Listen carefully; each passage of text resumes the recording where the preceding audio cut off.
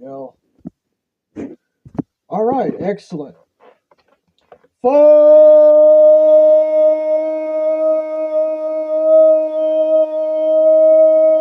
gang!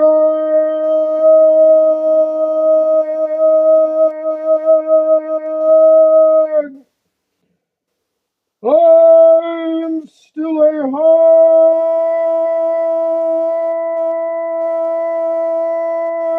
man. Let's go.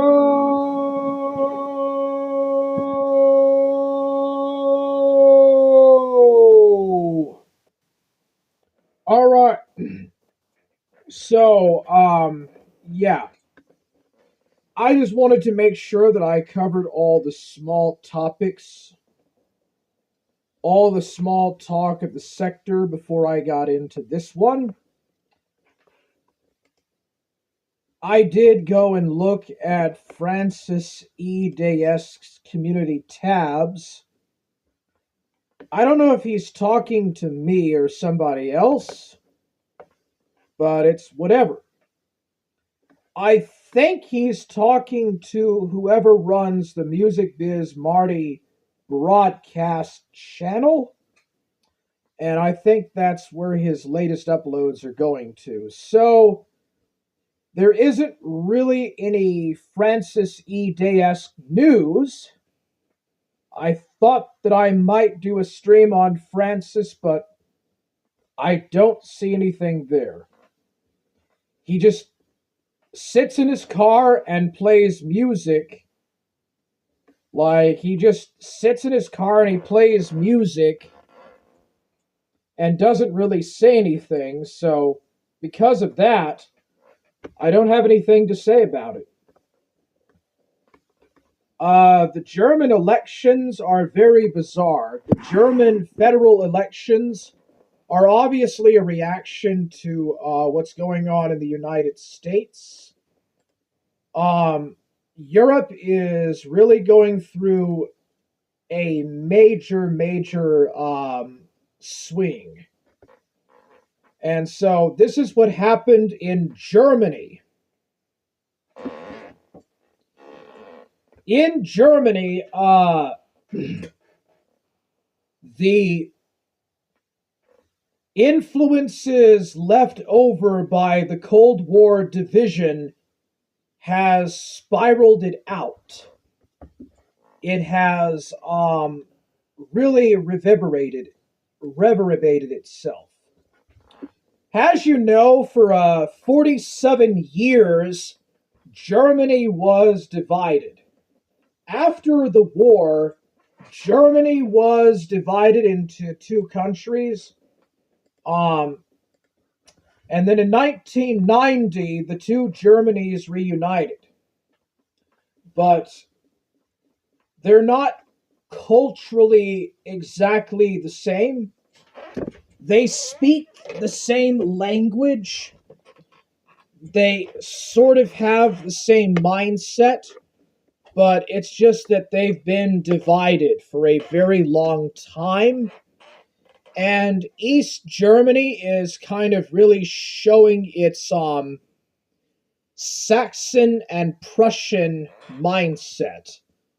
It's Prussian and Saxon separatism, and it's GDR separatism by basically electing up to 40%, if not even more, of the AfD, the Alternative for Deutschland. And the AfD dominates all of the former East Germany, and they generally oppose NATO intervention and support for Ukraine, whereas West Germany supports immediate NATO intervention in Ukraine and opposes Russia's invasion. And it's just really radical. But there is a new coalition in Germany. It's run by the CDU, which is like a Christian Conservative Party or something, or the Social Conservative Party. It is the The party of Adenauer, it's Adenauer, Konrad Adenauer's old party, and it somewhat predominates in the former West. And the Alternative for Deutschland, which was set up around 2016 or so, 2018, has basically completely taken over and dominated the East. So Germany is, the effects of the Berlin Wall is still very strong and pronounced in Germany. And again, I think it's a reaction to the French and American elections. And even the British elections have really shown their stuff too. So Germany is still very much a divided country. Germany is still very much influenced by the Berlin Wall and by 47 years of division, Cold War division, and the Allied occupation. This is the first time that a far-right party that has even been defined as fascist. I don't think it's fascist. There might be fascists or Nazis in it, but I don't think the party is fascist. They just have said that the National Socialist period is a speck of bird shit in the larger history of Germany or Deutschland. It's just very weird, but anyways, this is the leader here. The leader is a woman, and this is Alternative for Deutschland. The Alternative for Germany, it is a far-right party. And it's very interesting. This is Germany's first far-right electoral success since the end of World War II. And that's if you agree that Hitler and the Nazis were far-right. Because there's neo and paleo conservatives that say that Hitler and the Nazis were leftist, and then communists will say that he was far right or fascist. So I'm not going to get into that, but just some of the German election results. There's actually going to be a coalition with the AfD and the CDU. Conservatives win German election has far-right party surges to second place. What could end up actually happening is that in about 5 years from now, the AfD will be the top party. Germany's conservative opposition won the most votes in the snap national election, has mainstream parties vowed to fight a surge in far-right support off the back of a spite of such and such an economic turmoil. Provisional results released on Monday confirmed that Friedrich Merz, leader of the center-right Christian Democratic Party, Union, was likely to be the next chancellor, after Helmut Schol. They also show that the far-right Alternative for Germany had surged to become the nation's second largest party. So, yeah, that's just some stuff going on. The Christian Democratic and Alice Weidel's AfD are now the dominant coalition. There's similar stuff going on in France and elsewhere. All right, and also, there is the possibility that there might be a future American-Russian alliance. America is turning its back on Europe, and it is getting closer to Russia. It seems that the United States has abandoned Ukraine to its fate and is getting closer in ties to Russia. Could there be a future Russian-American alliance. It is quite possible, but I don't think it's going to happen. So that's what I wanted to get into in regards to the news. I wanted to cover the small talk before I got into the main topic. So I've been reading Gnosticism and studying Gnosticism, and I kind of feel that that fits my beliefs. I feel that what the Gnostics and the Ebionites and the Nazarenes taught, I kind of feel that that's close to what I think, and I've kind of considered reading the Gnostic Gospels and stuff, reading the Gnostic Bible. There is the Apocalypse of James. There is the Apocalypse of Adam, for one thing. The book, the Gospel of Thomas, etc., etc. Now, the Gnostics have quite a lot of books. There's the Pistis Sophia. The Pistis Sophia just means lost wisdom, lost knowledge. It just basically talks about Mary Magdalene and Jesus Christ, and other people too. It's kind of a lot like the Holy Grail, or Dan Brown's Da Vinci Code, or the Holy Grail, the Holy Grail, or whatever you want to call it. And that's not the only thing that the Gnostics, of course, believed in. So, I gotta be careful because this might be protected by copyright. But looking at the contents of this book, I mean, this is stuff from the 4th century. This is from the 4th century. It's not protected by copyright. So there is the Gospel of Thomas, the Gospel of John, the Book of Baruch, the Secret Book of John, the Reality of Rulers, Revelation of Adam, the Sermon of Zostrianos, the Vision of the Foreigner, and the 3 Steles of Set. The Valentinians believe that there is a lost inner world, Burbazol or Burbadzol, an inner world of light, and like you're fighting the flesh and you're trying to return to the inner world. So the Exegesis of the Soul, On the Origin of the World, the Book of Thomas, the Song of the Pearl, the Songs of Solomon, the Secret Book of James, Valentinian liturgical readings, etc. So, the Gnostics were originally a Jewish sect, but they got into Christianity, and they started to have some early movements and stuff. The Scythians and the Valentians, or the Valentians, were an aspect of these early sects.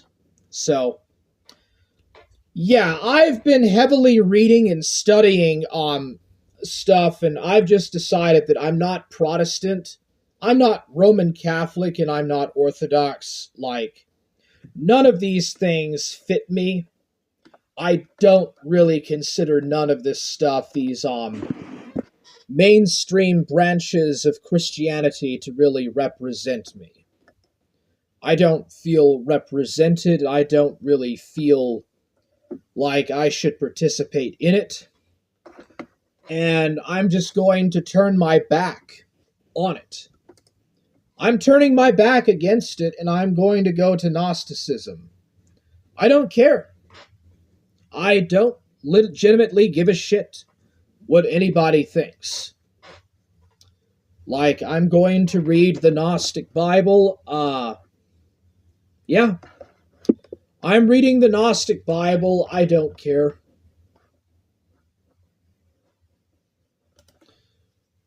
Do I think that I am a Gnostic? I don't really know. I can't say that I'm exactly up to terms entirely with it yet. But yeah, I am looking into the Gnostics. I am looking at Gnostics and Ebionites, like, anyways. Yeah, I've tried the traditional way of doing stuff and it doesn't work. It doesn't really work out for me. The people have been too hostile. Like, I've tried joining groups, I've tried going to church, and I just meet hostility and revulsion and hatred. So, yeah, naturally, I don't feel included. So I'm turning my back on the mainstream churches, and I'm going to be looking at the Gnostics and the Ebionites and the Nazarenes and other groups. There's actually some Gnostic Catholic groups. Like, there's Catholics that are Gnostics, there's Protestants that are Gnostics. Um, I don't think that there is like any specific denomination of Gnostic. It kind of varies from individual or from whatever kind of group that you're a member of. It just depends. But yeah, those are just my thoughts. I'm looking into Gnosticism and I kind of like it. I feel welcomed and I feel comfortable and I feel pretty chilled out with the Gnostic stuff. Like, that's just me, anyways. So Ghost of Niccolo says, "What is up, Warhammer?" I'm doing good, buddy. What's up, man? Francis is non-tent. Yeah, I mean, he's just, dude, he's gonna stay in his bubble and he's gonna do his thing and he'll just stay in his bubble. I don't know where he gets the idea that I'm a conservative. Like, sure, I'll laugh at it and poke fun at him and kind of LARP or whatever, but I'm not a conservative and I don't know where he gets that from. Alright, so Rick Perry says that Zelensky is an MI6 operative. He's probably in Mossad too, Rick Perry.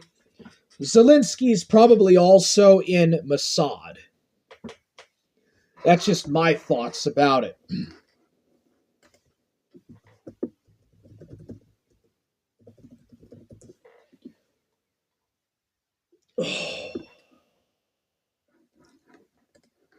But yeah, just my thoughts.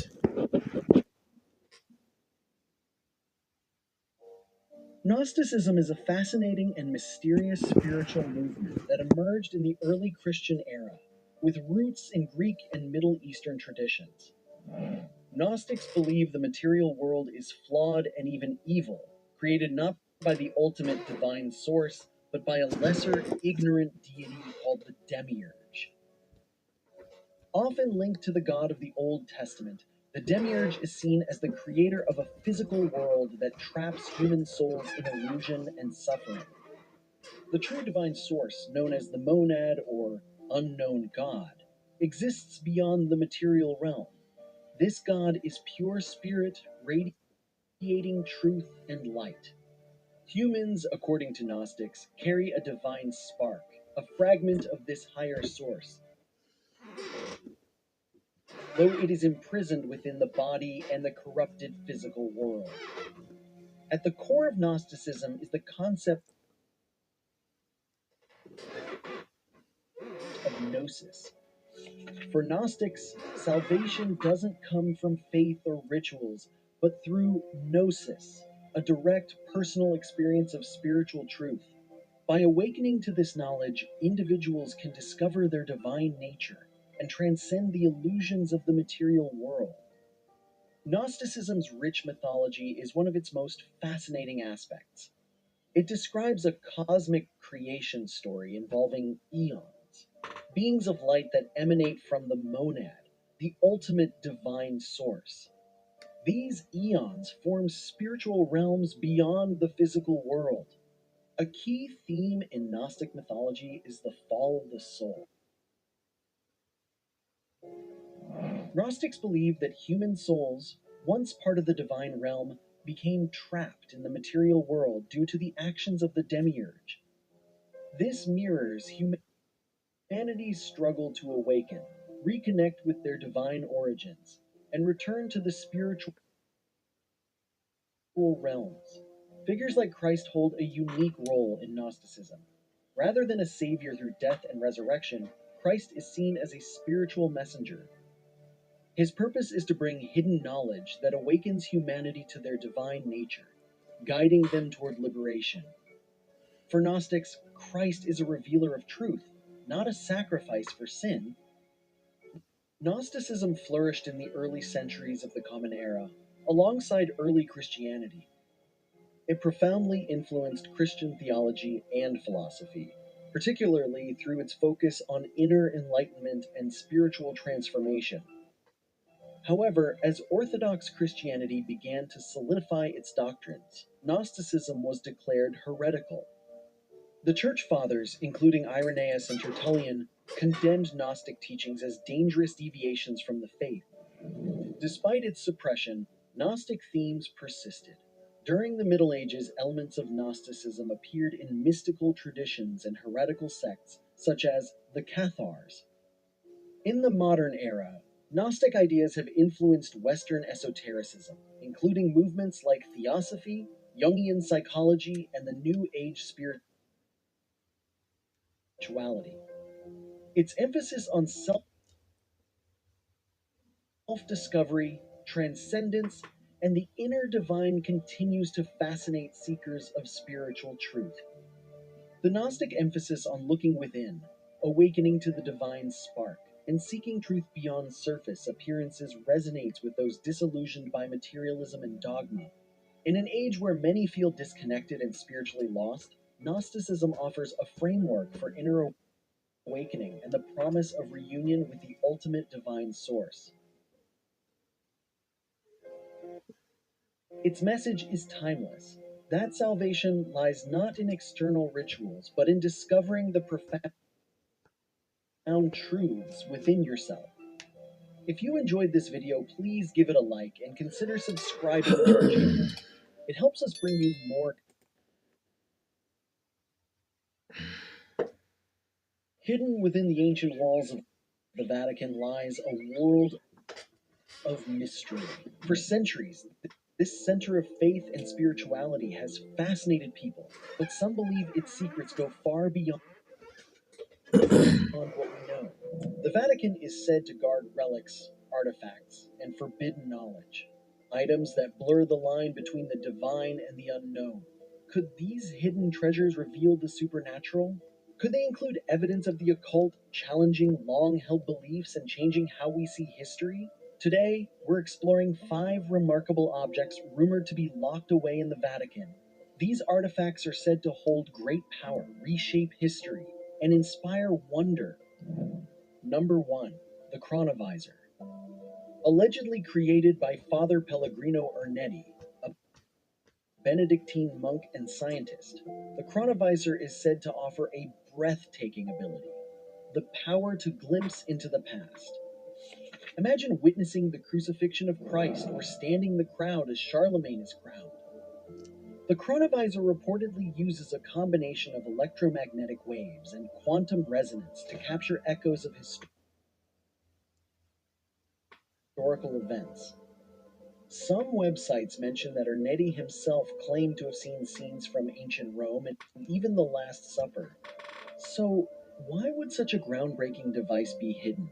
Skeptics dismiss it as a hoax, but others believe the Vatican has hidden it to safeguard humanity's understanding of time, and perhaps its faith. Number 2. The True Grimoire. The Vatican houses one of the most extensive in sacred knowledge. Among these treasured works is a whispered legend about a forbidden book. The True Grimoire. Yeah, what is the deal with these occult stuff in the Vatican Sphere Museum? of Destiny, also known as the Nephilim in Genesis 6:4. describing them as the Book of Nephilim. Number 5.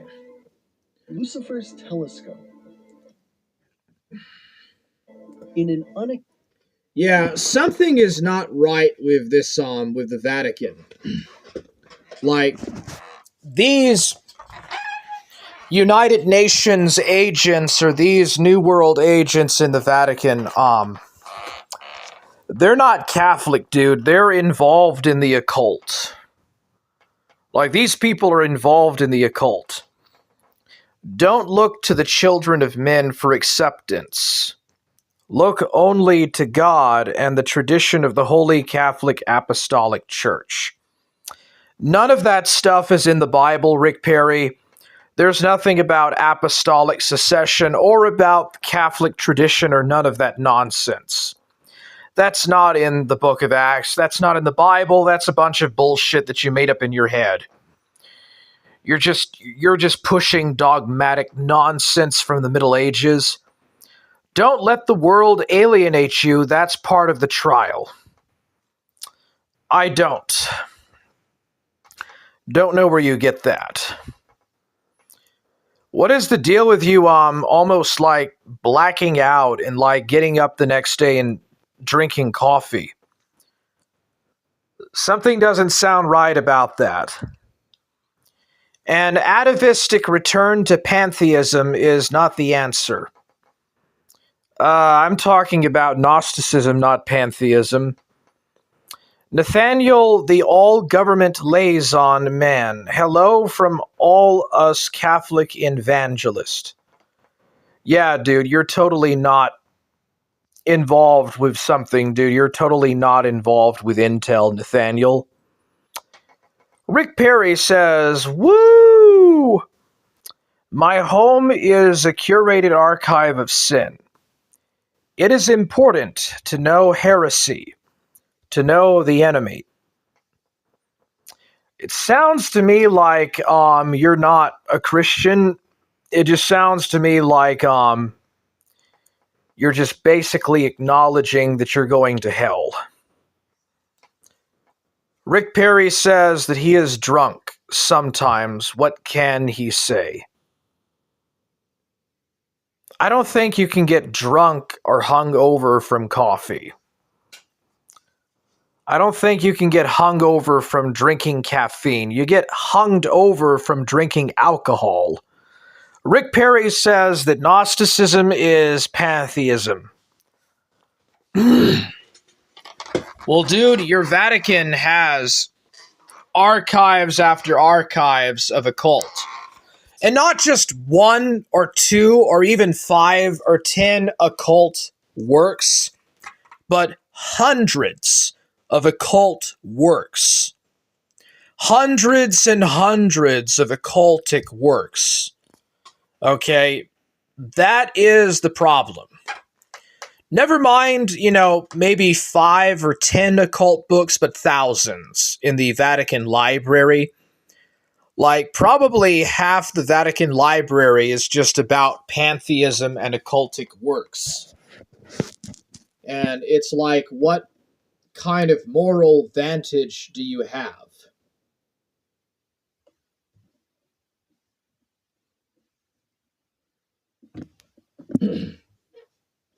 I'm talking about the Vatican. I'm not talking about your room.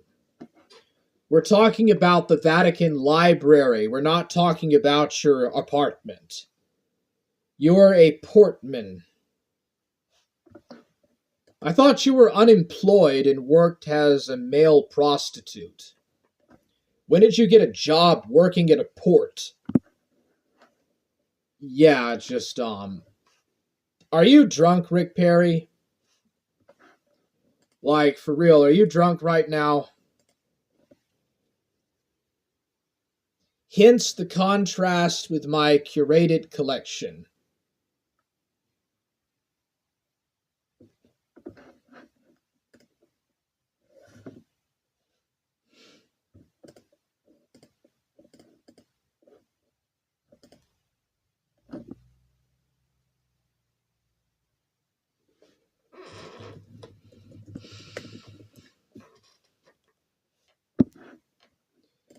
Yeah, dude, I don't really care about. Port is a fortified wine. Yeah, I kind of like the Gnostics. Pretty interesting stuff, I'd say.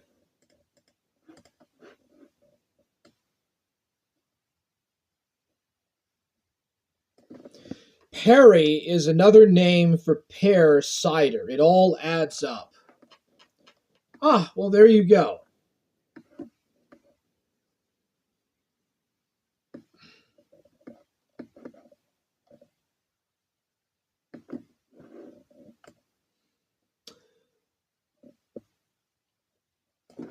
Let's see here. The Gospel of Thomas and John.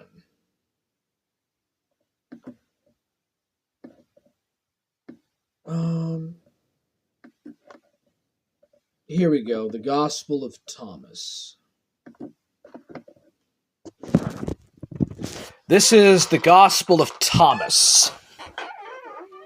These are the hidden sayings that the living Yeshua spoke, and Yehuda Toma, the twin, recorded. And he said, whoever discovers what these sayings mean will not taste death. Yeshua said, seek and do not stop seeking until you find. When you find, you will be troubled. When you are troubled, you will marvel and rule over all. Yeshua said, if your leaders tell you, look, the kingdom is in heaven, then the birds of heaven will precede you. If they say to you, it is in the sea, and the fish will precede you, then the fish will precede you, and the kingdom is inside you, and it is outside you. When you know yourselves, then you will be known, and you will understand that you are children of the living Father. But if you do not know yourselves, then you dwell in poverty, and you are poverty. Yeshua said, a person old in days will not hesitate to ask a little child, 7 days old, about the place of life, and the person will live. For many of the first will be last, and become a single one. Yeshua said, know that in the front of your face, and what is hidden from you will be disclosed. There is nothing hidden that will be revealed.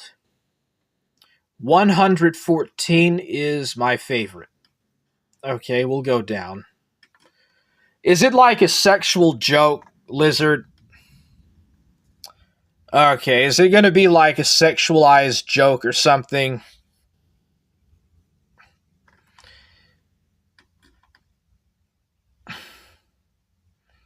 It kind of feels like it's just a dilapidated bunch of different disconjointed sayings and stuff. It doesn't really add much in terms of a narrative to it.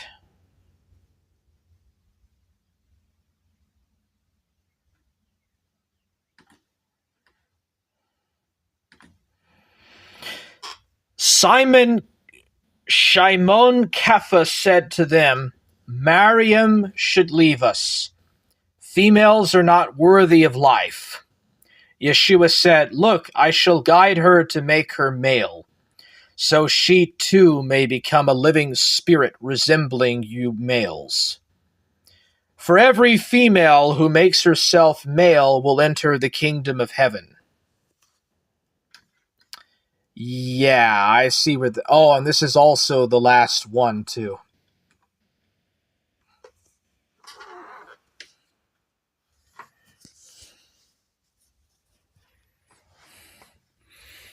Oh, is that why Rick Perry doesn't like Gnosticism?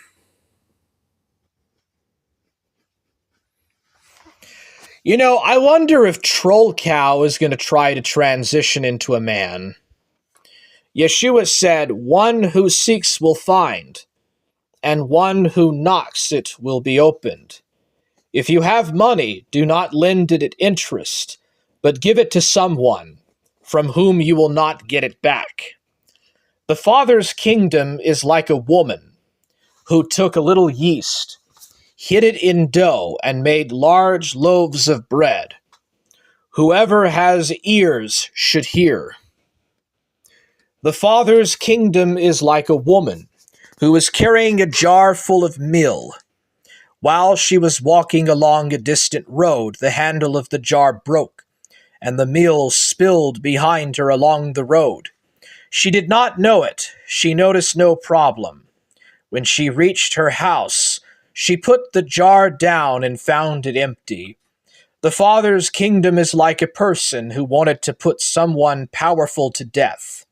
While at home, he drew his sword and thrust it into the wall to find out whether his hand would go in.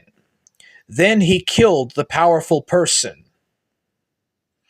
The students said to him, "Your brothers and your mother are standing outside." He said to them, "Those here who do the will of my Father are my brothers and my mother.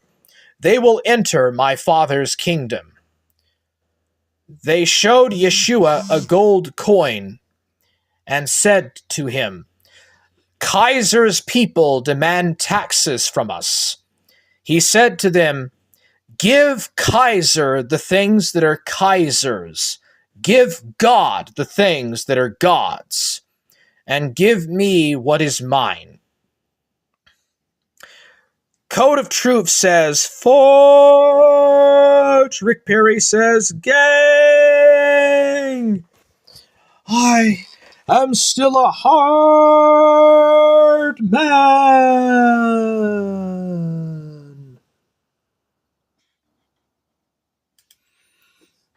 Yeshua Namashiach. Yeah, these are some of the wisdom gospels.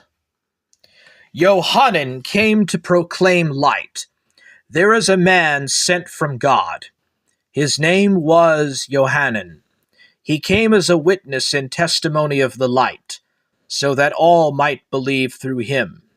He was not the light, but came to testify about the light. The light was the true light, which illuminates every person who comes into the world.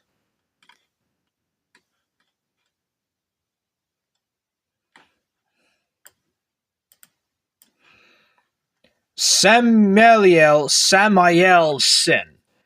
Because of the reality of the authorities, inspired by the Spirit of the Father of Truth, the great messenger referring to the authorities of the darkness told us that our contest is not against flesh and blood, rather the authorities of the universe and the spirits of wickedness.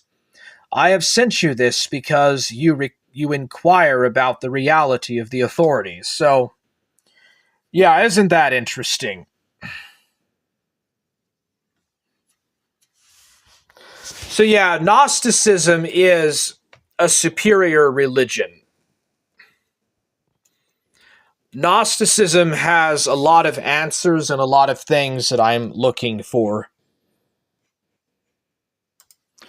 And it's really good. It has a lot of answers and it has a lot of the proper things that I'm looking for in life. I wouldn't say that Gnosticism is philosophy. Philosophy is more of a secular kind of mechanical thinking, or process of thinking. It has little to do with moral philosophy to it.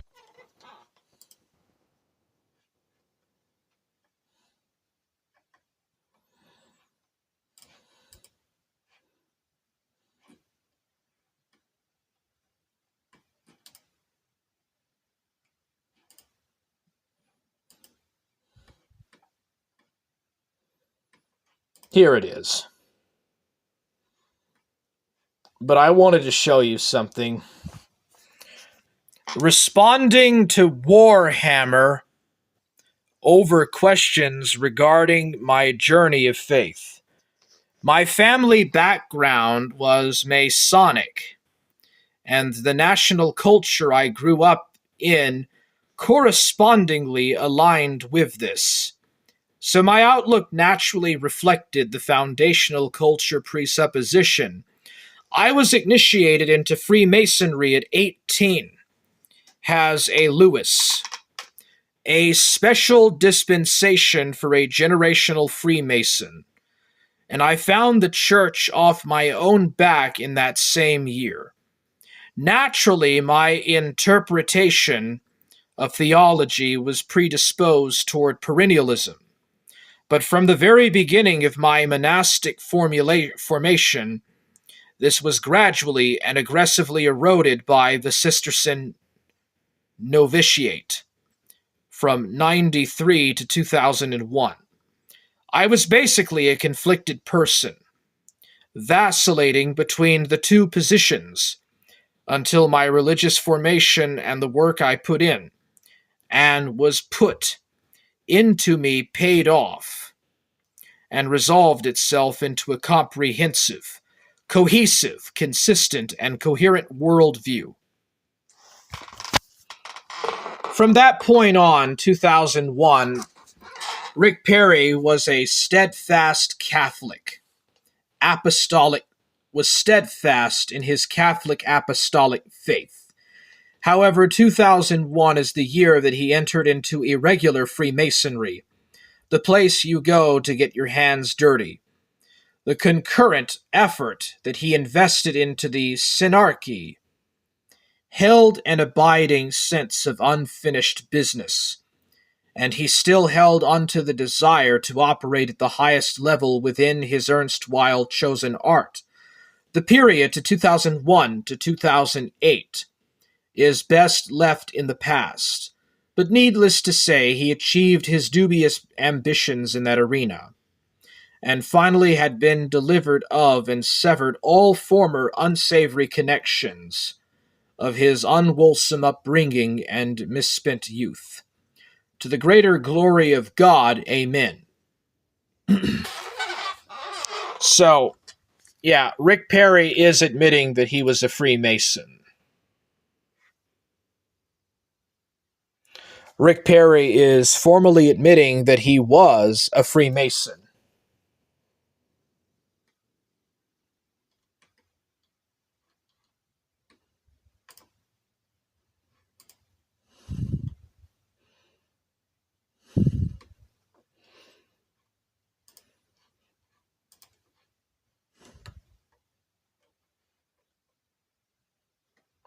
But yeah. Oh, Rick Perry said something that he knew Godwinson personally. Rick Perry has also said in the past that he used to know Godwinson or something. I don't know, dude. This guy is just kind of on a lot of IP2.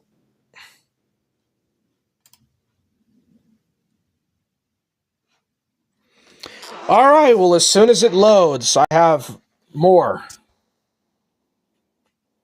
I have more to share.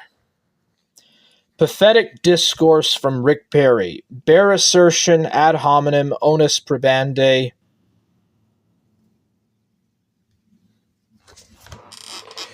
Yeah, I'm not getting into the fallacies.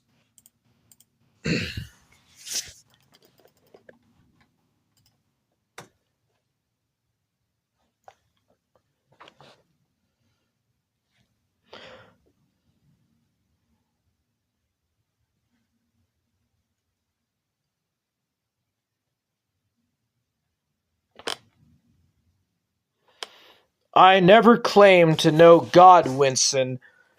Citation needed. Ghost of Niccolo says, isn't Freemasonry sort of Gnostic to a degree? I'm going to tell you right now, Ghost of Niccolo, but all of the major accepted branches of Freemasonry are to some degree Gnostic. Protestantism, Catholicism, Orthodoxy are all Gnostic in some capacity.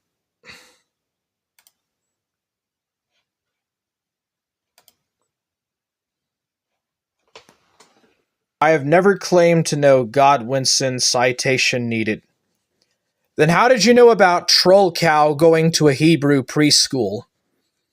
Code of Truth says God will manifest in your life, but not boy voices in your head, Rick Perry. Yeah, well, I can tell you one thing for sure. You're not going to find God in any kind of Catholic apostolic church. You're not going to find God anywhere in that. Of course, you know the answer would make you look stupid. Let's see here. What does that prove? Isaac Newton, Nikola Tesla, Einstein were all deist, pantheist thinkers. Exactly, dude. Exactly. That's the entire point. That's the entire point.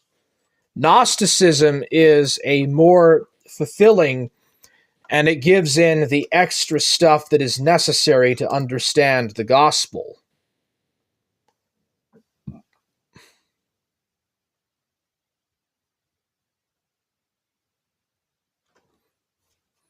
But yeah,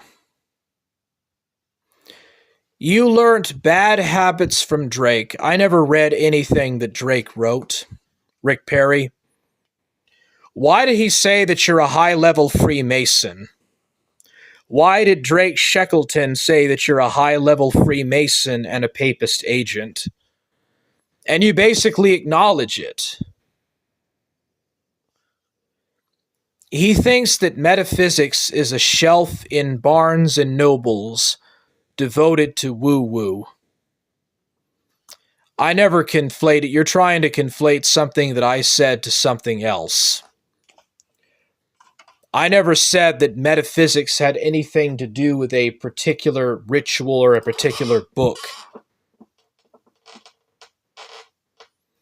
Metaphysics and its subgenre of ontology is simply a theory of reality and being, which all worldviews require. Code of Truth says that Jesus is the God of the Northwestern European. Oh, is not the God of the Northwestern European. Well, I think that Jesus was very important, but I think that there are higher truths. I think that there are still other higher and greater truths besides just simply what the Gospels teach. You know, Najim, I think you're just basically drunken surfer. I think that Najim guy is a drunken surfer alt. Let's see here. He is the God of the chosen people. No, Jesus rebutted the Pharisees many times. Jesus Christ rebuked the Pharisees a lot of times. Jesus is not the savior of the Jews. He definitely went and preached to the Gentiles. Christianity is very much an aspect of a religion of the Gentiles. Chan Kadoki is renouncing Christ again. Yeah, Rick Perry, I never fucking claimed anything about metaphysics relating to some kind of Barnes and Noble bookshelf thing. I don't know what kind of bullshit you're pulling on that one, buddy.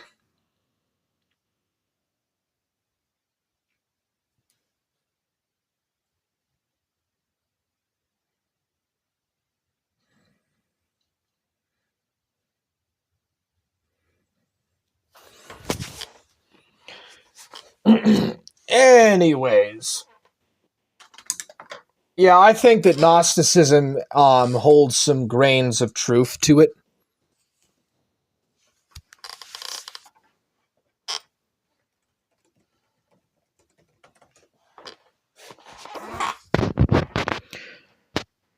Dude, Rick Perry, you think that Abraham was Catholic. You tried to make the bare assertion claim that Abraham was Roman Catholic.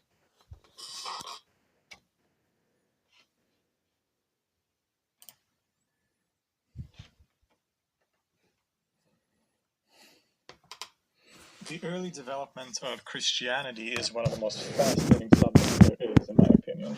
There's so much diversity, mysterious ancient texts that show up every now and then to shed new light on something we didn't know before, not to mention that it allows us to trace the gradual development of what is today the largest religion in the world.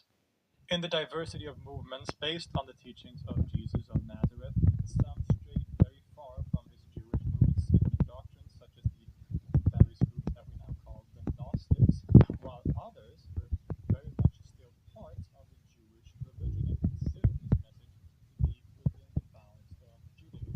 And the most famous of these Jewish Christian groups is probably the mysterious and fascinating Ebionites.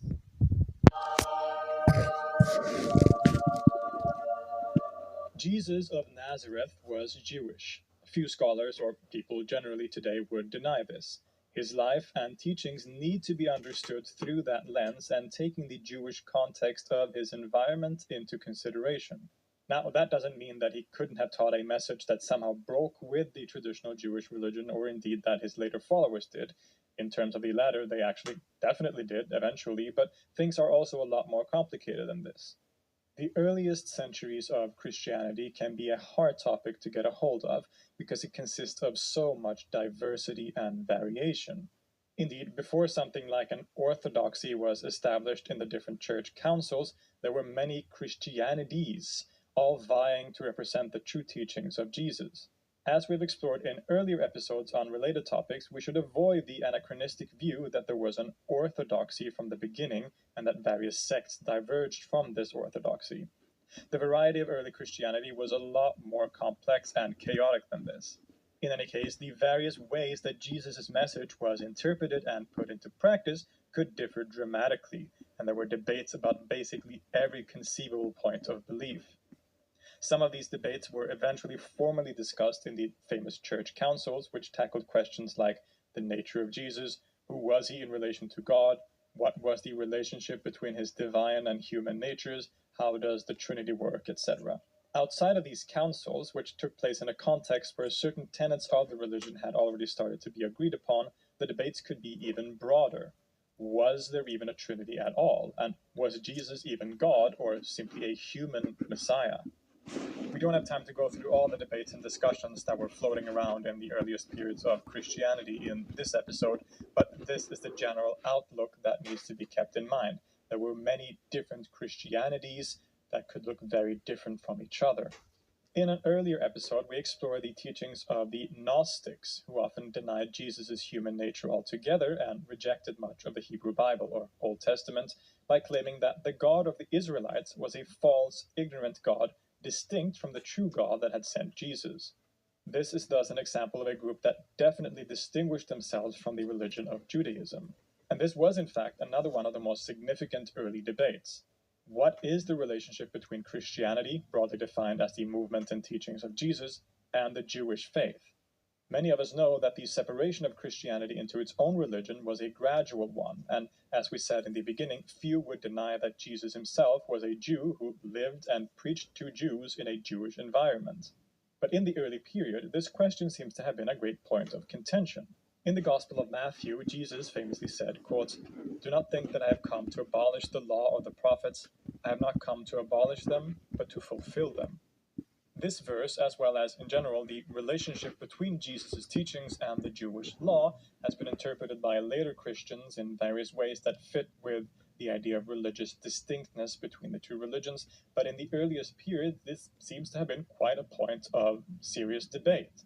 After Jesus' death, it seems that his community of followers were based in Jerusalem and led by his brother James, as well as the apostle Peter. And the perspective of these leaders appeared to have been one where the Jewish law was still kept, and that Jesus' life, teachings, and death was seen in a Jewish light as being still essentially part of this religion. In other words, it was a Jewish movement led by Jews who had been close with Jesus. This version of events, while neglected by some, seems to be corroborated in the New Testament, as the letters of Paul make reference to a disagreement that he had with the leaders in Jerusalem on whether Gentile converts needed to get circumcised and observe the Jewish law. Paul, of course, is a central figure in the early spread and formation of Christianity. He had been a prominent Jewish persecutor of proto-Christians before converting after a miraculous encounter with the by then deceased Christ while on the road to Damascus. He had never met Jesus in the flesh, but became very important for the conveying and spreading of his message. And in this process of proselytizing, that is, converting people in the regions of the Roman Empire, both Jews and Gentiles, he argued that those who accepted the message of Christ did not have to follow the Jewish law. Jesus' life and resurrection represented a new covenant that broke with the old law and thus offered a new identity. But the leaders in Jerusalem, presumably James and Peter, seem to have disagreed, instead arguing that non-Jewish converts must indeed get circumcised, observe the Sabbath, and follow the Jewish law in general. This tension also seems to have manifested in the larger proto-Christian community at the time, some groups following the opinions of James, while others being more in line with Paul's more universal perspective. As we all know, it was Paul's perspective that eventually won the day and became part of Christian orthodoxy, indeed as one of its most central doctrines. But this is a very significant aspect of the early Jesus movement that helps us to get some perspective on how a religion develops, as well as the diversity that existed in the early Christian community. And indeed, it also gives us a background to understand the main topic of this video, the Ebionites, which was a group that definitely disagreed with Paul and who often seems to have considered James, who was Jesus' brother and the early leader in Jerusalem, as one of their central figures and inspirations. So who were the Ebionites? Well, basically, they were a group of Jewish followers of Jesus who believed that he was the Messiah, but that following him and his message meant that you had to be Jewish and all that that entails. The Ebionites were not the only Jewish Christians at the time, but are probably the most famous. There's another term called the Nazarenes, which was used at this time to refer to a more broad category of Jewish Christians, it appears, but the Ebionites are probably the most famous group, or perhaps groups, that fall under this category. So what do we know about them? Sadly, not much at all. As is usually the case with movements in early Christianity that didn't become orthodox, we don't have much to go on. The Ebionites haven't survived the events of history, at least not in a direct way, so we can't ask them about their beliefs, and we don't have the luxury of something like a Nag Hammadi library, which allowed us first-hand access to text by other early Christian groups like the Gnostics. In other words, no texts or writings by the Ebionites themselves survive for us to study. So we have to rely exclusively on accounts by heresiologists or writers at the time who were critical of this group. We can only know about them through the writings of their enemies, as it were. Writers like Irenaeus, who called them Judaizers and heretics who were, quote, stubbornly clinging to the law. So it goes without saying that all of this information should, of course, be taken with a grain of salt. But what we do get is fascinating. The name Ebionites is uncertain in itself, but the Christian father Origen of Alexandria writes that the name comes from the Hebrew word Ebion, which means poor, and this perhaps speaks to the ascetic tendencies of this group. To the Ebionites, Jesus was central and very important, of course, but he had not established a new religion per se. Instead, Jesus was the human Jewish Messiah sent by God to fulfill the earlier Jewish scriptures. Jesus was not God. He didn't exist before creation, nor was he born miraculously of a virgin.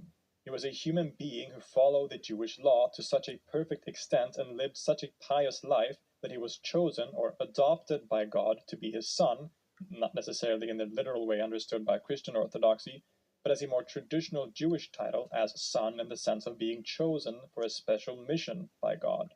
In the words of the scholar Bart Ehrman, quote, to express the matter more fully, the Ebionites believed that Jesus was a real flesh and blood human like the rest of us, born as the eldest son of the sexual union of his parents, Joseph and Mary. What set Jesus apart from all other people was that he kept God's law perfectly and so was the most righteous man on earth. As such, God chose him to be his son and assigned to him a special mission, to sacrifice himself for the sake of others. Jesus then went to the cross, not as a punishment for his own sins, but for the sins of the world, a perfect sacrifice in fulfillment of all God's promises to his people, the Jews, in the Holy Scriptures. As a sign of his acceptance of Jesus' sacrifice, God then raised Jesus from the dead and exalted him to heaven. This also meant, as you can tell, that Jesus remains much more connected to traditional Judaism, and the Ebionites saw themselves as Jews. While certain Jewish practices were modified, as we will see, they held that it was still the Jews that were the chosen people, and that it was the Jewish religion that Jesus had preached and fulfilled, and then maintained by his brother James through the Jerusalem church. The Ebionites thus maintained the Jewish law as central to salvation, some say. They were circumcised, kept a kosher diet, observed the Sabbath, and all other features of the Jewish law. There were, however, certain ways in which they would differ from the Judaism that had been practiced prior to the life of Jesus. The sacrifice that Jesus made on the cross had an effect on the law, and this seems to have led the Ebionites to completely reject the ritual sacrifice that had been common in the temple. Not only this, but the Ebionites are also famous for going even further by being vegetarians. They didn't consume any meat and consider this to have been the practice and message of Jesus himself as well as John the Baptist. So what was all of this based on? Obviously, the Ebionites believed themselves to be following the true message of Jesus and that all their teachings came directly from him.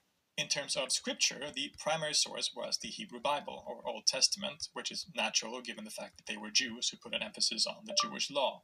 But they seem to have accepted some newer scriptures as well, which recounted the more recent events involving Jesus and his mission. Some sources suggest that they would have used a version of the Gospel of Matthew that was somewhat different from the one that we have in the biblical canon, probably excluding parts that run counter to Ebionite views of Jesus. This text might have been in Aramaic, either originally or translated from an original Greek. In the accounts of a later church father, Epiphanius, it is claimed that there was also a Gospel of the Ebionites, which appears to have been a kind of harmonization between the Gospels of Matthew, Mark, and Luke. Epiphanius actually includes a few quotes from this lost text, which means that it is the only actual direct quotes, possibly, that we have from an Ebionite source. And these quotes show that this supposed Gospel of the Ebionites differed in some significant ways from the Gospels as we have them. It is, for example, here that the supposed vegetarianism of Jesus and John the Baptist are put forth, by having slightly different letters with words that are just slightly different, which gives them a new meaning in the Greek language, thus allowing for an interpretation that Jesus and John the Baptist taught vegetarianism. In any case, aside from these features, there are a few ideas and practices that the Ebionites seem to have been associated with, but which is hard to confirm with certainty given the nature of our sources. As the name suggests, the Ebionites may have seen poverty as a virtue, as Jesus certainly can be interpreted as having taught, and they seem to have lived a rather ascetical and austere life. They revered Jerusalem as a particularly holy city and turned towards it during prayer. Epiphanius also claims that the Ebionites practiced a type of ritual bathing on a regular basis, similar perhaps to groups like the Essenes. Whatever is true of this group, it seems that they didn't survive for all that long, especially after a Christian orthodoxy was established over time. We do, however, have some fascinating indications that the Ebionites, or perhaps at least groups related to the Ebionites, survived in small clusters or groups spread out around the Middle East for many centuries later. Some later sources seem to indicate that the Ebionites may have had a presence in Arabia, which of course leads to fascinating questions regarding its possible influence on the emergence of Islam, which holds a very similar view of Jesus as a human prophet. Indeed, even after this event, we have accounts by various Muslim writers that might indicate that Ebionite communities existed later in history than often assumed. The Mu'tazili theologian Al-Qadi Abdul Jabbar recounts an encounter with a group that might be identified with the Ebionites around the turn of the first millennium. And even later still, the scholar Muhammad al-Shahrastani describes a group in the Hijaz, which is in western Arabia, that followed the Jewish law but accepted Jesus as a prophetic figure, which suggests to us who this might be referring to. So while they aren't around today and didn't survive as more than a marginal group beyond the very earliest stages of the development of Christianity, they still serve as a very interesting and fascinating example of the diversity of early Christianity. They represent a perspective on the life and teachings of Jesus that emphasizes his Jewish identity and the importance of following the Jewish law. Christianity not as a new religion, but as a shift and important turning point within the already existing tradition of Judaism. As such, they stand at the very opposite end of the spectrum to the more famous Gnostics and other related groups. They can point us to the fact that Jesus and his teachings were interpreted in many different ways by different people in the early period, perhaps even more so than today, and that the relationship between Christianity and Judaism was a hot topic of discussion even to the most immediate followers of the Nazarene preacher. The Ebionites traced their lineage to that interesting early leader of the first church in Jerusalem, James the Just, who is often claimed to be Jesus' very brother, and rejected people like Paul and his supporters as heretics and apostates. All this naturally leads to many what-ifs that we can speculate on for eternity, but we are going to leave it there for this episode. I hope this was an interesting look into the most famous of the Jewish Christian groups in antiquity, and that you are as excited as I am to continue exploring the early period of Christianity and the Jesus movement in future episodes. Thank you everyone for watching. Thank you to all of my patrons, of course, who support this channel and make everything turn, make all this possible. Thank you again so much. Feel free to leave a comment and like the video, and I will see you next time. Yeah. Well, I do like the Palmyrian Church. I do kind of like the Palmyrian Church. No, I don't want to do that. Fucking YouTube.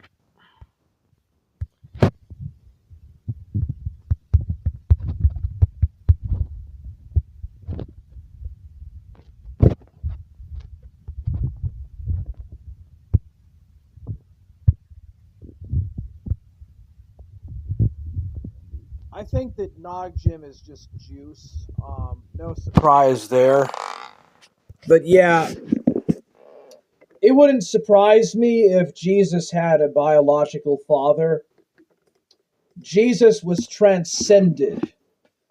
He was adopted by the Father, the Lord God, to be his spiritual son, his heavenly son. But Jesus was not born of a virgin. I do agree with the Ebionites on that. I guess, I don't know. The dork diddler is crying about Forge ATM. Oh, what's going on? Is this on Shaggy's channel?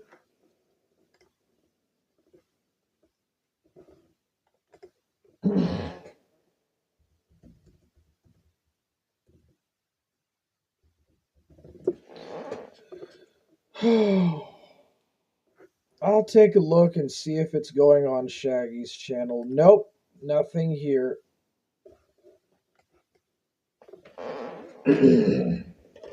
Dark Ninja Shurikens of Truth. I don't see nothing here. No?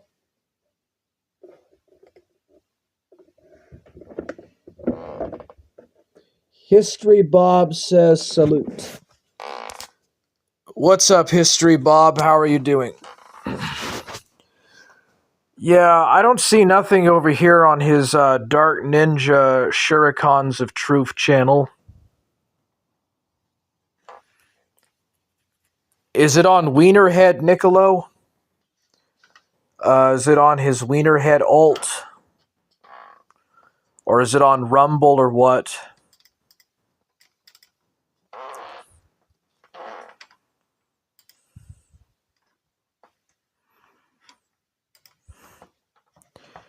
Yeah, I think that Rick Perry has lied. I think Rick Perry has lied multiple times. Rick Perry is a Freemason, and he's a perennialist. Like Rick Perry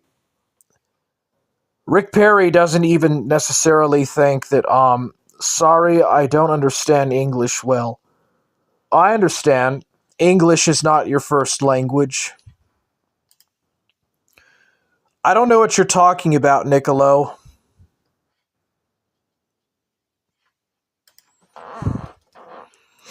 Anyways, I do like the Palmyrian Church.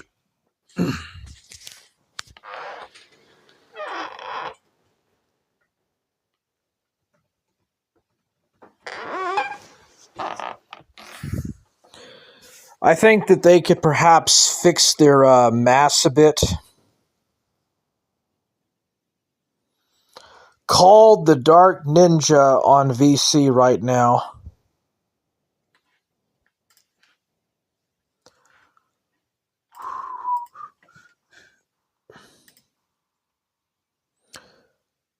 Yeah, Rick Perry's a liar. He's a Freemason and a liar.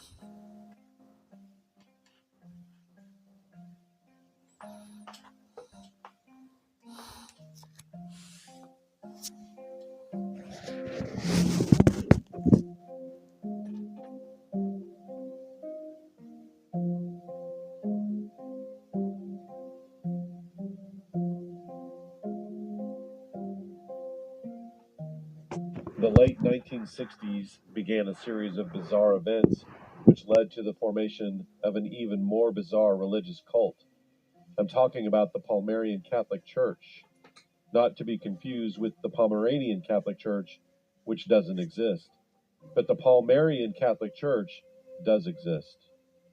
On March 30th, 1968, four girls aged 12 and 13, Ana Garcia, Rafaela Gorda, Josefa Guzman, and Ana Aguilera, reported seeing apparitions of Our Lady while they were picking flowers outside of their hometown in Andalusia. This attracted large groups of Catholics from other regions of Spain and elsewhere. These apparitions became known as Our Lady of Palmar. Many visitors also claimed to see apparitions of Our Lady, including Clemente Dominguez Gomez. Gomez would eventually become the principal seer, and the girls were forgotten. According to Dominguez Gomez, the Virgin Mary and Jesus Christ both told him that the Tridentine Mass was the only correct form of Mass, and that the new order of Mass was blasphemy. They also warned that Freemasons and communists were infiltrating the Catholic Church. Dominguez Gomez claimed that Pope Paul VI was innocent and that he was a victim of the Masonic infiltrators of the Roman Curia who were holding him hostage in the Vatican. In 1970, local ordinary Cardinal Jose Bueno Monreal, the Roman Catholic Archbishop of Seville, formally denounced the apparitions, and in 1972 he forbade Catholics from taking pilgrimages there. In 1976, Gomez claimed to have visions of Jesus and Mary, who told him to start a new religious order to reform the church. So he formed the Order of the Carmelites of the Holy Face in company with Jesus and Mary. This order was denounced by the local ordinary, the Archbishop of Seville, who refused to ordain any priests or consecrate any religious. However, exiled Vietnamese Archbishop Nguyen Din Thuc ordained Clemente Dominguez Gomez and a few others to the priesthood, and then consecrated Gomez and a few others as bishops.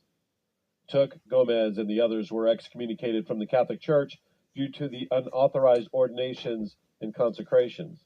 However, Archbishop Thuc would later reconcile with the Church, claiming that he had withheld his intentions when he did these ordinations and consecrations, thus rendering them invalid. In May 1976, Clemente Dominguez Gomez lost his eyesight in a car accident, and his eyes were sewn shut. After the death of Pope Paul VI on August 6, 1978, Dominguez Gomez claimed to have been crowned by Jesus Christ as the new Pope of the Catholic Church, taking the papal name of Pope Gregory XVII and declaring that the Holy See had been transferred from Rome to El Palmar de Troya, and construction on the Cathedral Basilica of Our Crowned Mother of Palmar began, but would not be completed until 2014. Gomez claimed to have visions and apparitions of Jesus and the Virgin Mary throughout his, quote, pontificate. He issued over 900 papally infallible statements, many of which had to do with the rewriting of the Bible, which we will get to in a moment. Clemente Dominguez Gomez, or Pope Gregory XVII, died in March 2005 and was succeeded by Manuel Alonso Corral, who took the name of Peter II. After his death in 2011, Gins Jesus Hernandez Martinez became the Palmarian Pope, taking the name of Gregory XVIII. However, on April 22, 2016, Martinez abdicated, left the Palmarian Church, and reconciled with Rome, and is now living as a layman. So that leaves us with Michael Joseph Odermatt, or Peter III, who succeeded Martinez as the Palmarian Pope and remains so up to this day. But it is Clemente Dominguez Gomez who had the most impact on shaping the Palmarian Catholic Church through infallible papal statements and the two great councils, 1980 to 1992 and 1995 to 2002. The Palmarian Catholic Church rewrote the creed, theirs being excessively long, formulated a new liturgy, theirs being excessively short, proclaimed the real presence of Mary in the Eucharist. Quote, "We teach as infallible doctrine Mary's presence in the Eucharist. For she who is able by grace, really and truly, to suffer Christ's sacrosanct passion, is able by grace to be present in the sacrosanct Eucharist, since Mary at no moment has been, is, or will be separated from her Son. We teach infallibly, without the least kind of scruple, that whoever receives the body, blood, soul, and divinity of our Lord Jesus Christ receives as well the body, blood, and soul of Mary." They also proclaimed Mary as co-priest, quote, as expressed in the Palmarian Creed, "Therefore, I believe most firmly that the most holy Virgin is co-priest of Christ, the eternal high priest, and that this real and true priesthood of Mary is inferior to the supreme priesthood of Jesus Christ, greatly superior to the ministerial priesthood, and immensely superior to the common priesthood of the faithful," as well as proclaiming many other Marian dogmas. They also rewrote the Bible, correcting its, quote, errors. And by the way, that doesn't just mean errors that crept in through the centuries, but errors in the original writings as well. The following is taken directly from the Palmarian website. Quote, "The Holy Palmarian Bible is the magnum opus of the two Palmarian Holy Councils, in the course of which the existence of falsifications in the sacred Bible text became sadly more evident.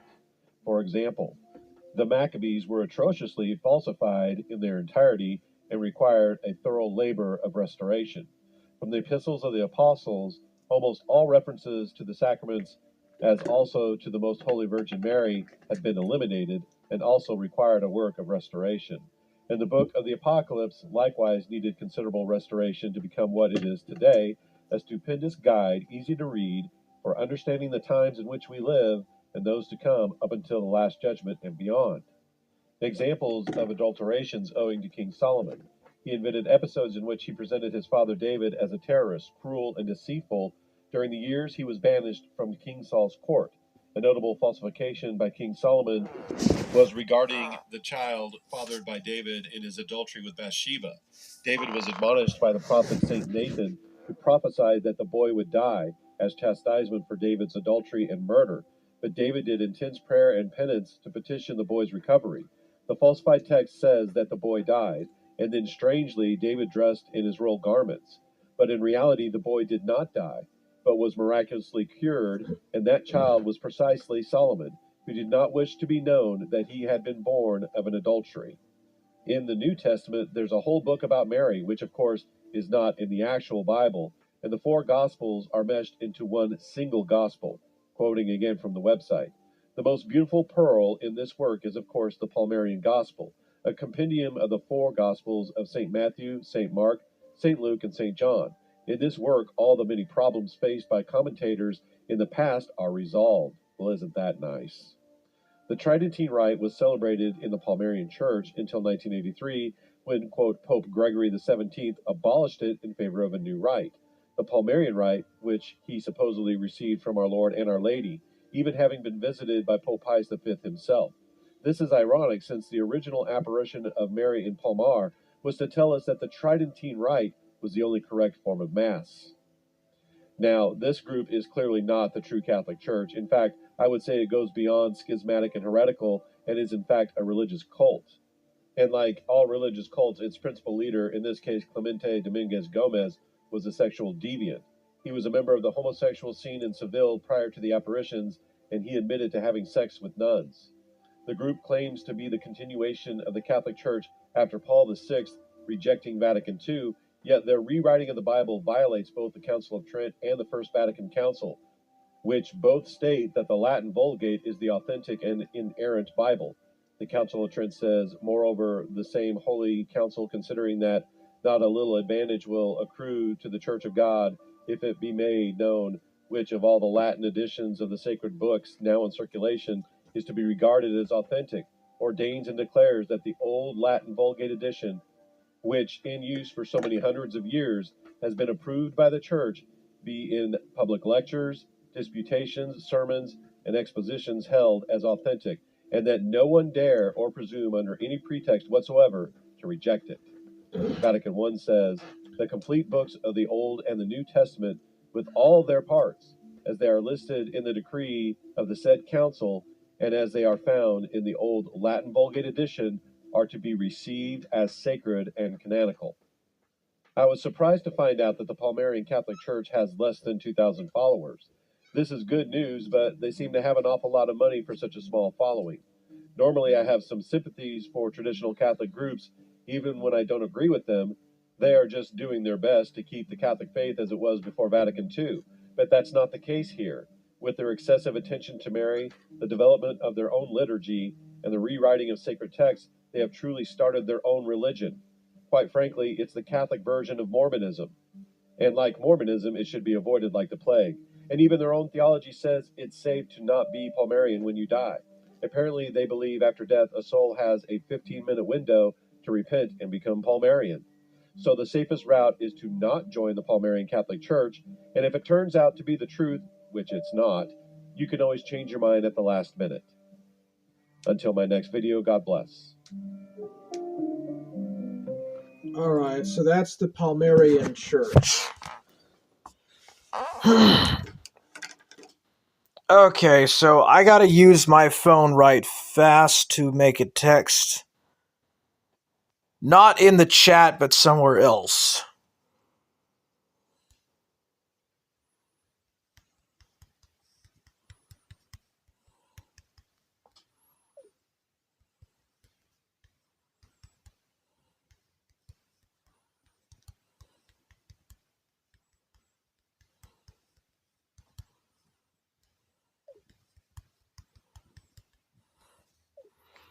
Okay, there you go.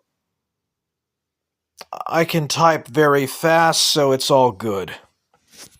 Alright. Yeah, the Palmarian Catholic Church is like Mormonism and Catholicism put together. It's very interesting. I kind of like it. There's even a planet for the Virgin Mary and a planet for Satan. Or for Lucifer, which is really bizarre. So it's kind of like Brigham Young. Like, the first Palmarian Pope is like Brigham Young. Okay, who the hell is this Nathaniel dude? Where are all your collection agency texts? Yeah, dude, are you a friend of Rick Perry or something? Yeah, because you're a new face. So, Code of Truth says that Rick Perry is a creep. His words, not mine. Code of Truth says, I was not served by you either. What the hell? Rick Perry says, you have been served. Code of Truth says they need to reopen the asylums in England. Let's see here. Schizo Perry talking to his imaginary friend. Hello, darkness, my old friend. I've come to save you here again. Rick Perry says that heresy excites the mind of the natural man. And what are you, Rick Perry? You dress up in women's garments. You walk around thinking that you're a woman, and you get turned on and excited by other men looking at you. You get turned on sexually by other men looking at your nudes. Is it not sodomy a heresy, Rick Perry? You're a sodomite. You have not the ability to abuse anyone other than yourself. Rick loves the abuse. Be nice to me, bro. Call Dark Ninja in VC right now. Oh, dude, I bet you History Bob left very fast. Sorry, but I don't understand English very well. Salutations. The Dark Didla's crying about Forge ATM. Oh, is he doing that in that Sayonara server? I left all that. Yeah, I don't need to stay overtly focused on the dork diddler. The dork diddler? I don't care about that guy, but yeah, what do you think about the Palmyrian Catholic Church? It's kind of a weird traditional Catholic thing, but yeah, Nathaniel, the all-government liaison man, says, you gotta learn all our English.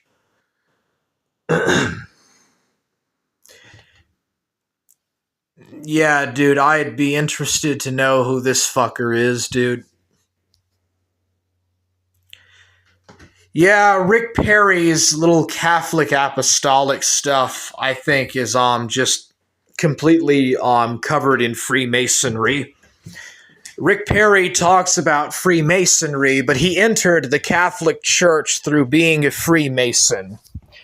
And isn't Freemasonry a heresy because Pope Benedict XIII banned Freemasons from being in the church? So according to Pope Benedict XIV, Rick Perry is not a Catholic because Rick Perry is a Freemason.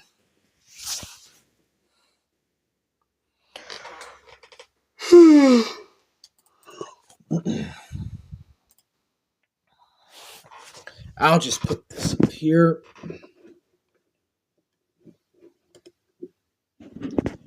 Let's see here. Nathaniel, the all-government liaison man, says, 0 hoist, 1 attack. Let's see here. Oh, I know who this guy is. This is that Orthodox. Okay, I know who you are. You're that Orthodox dude that's like that Orthodox Mexican or something. Let's see here. Yes, you are a Freemason, Rick Perry. You are very much a Freemason.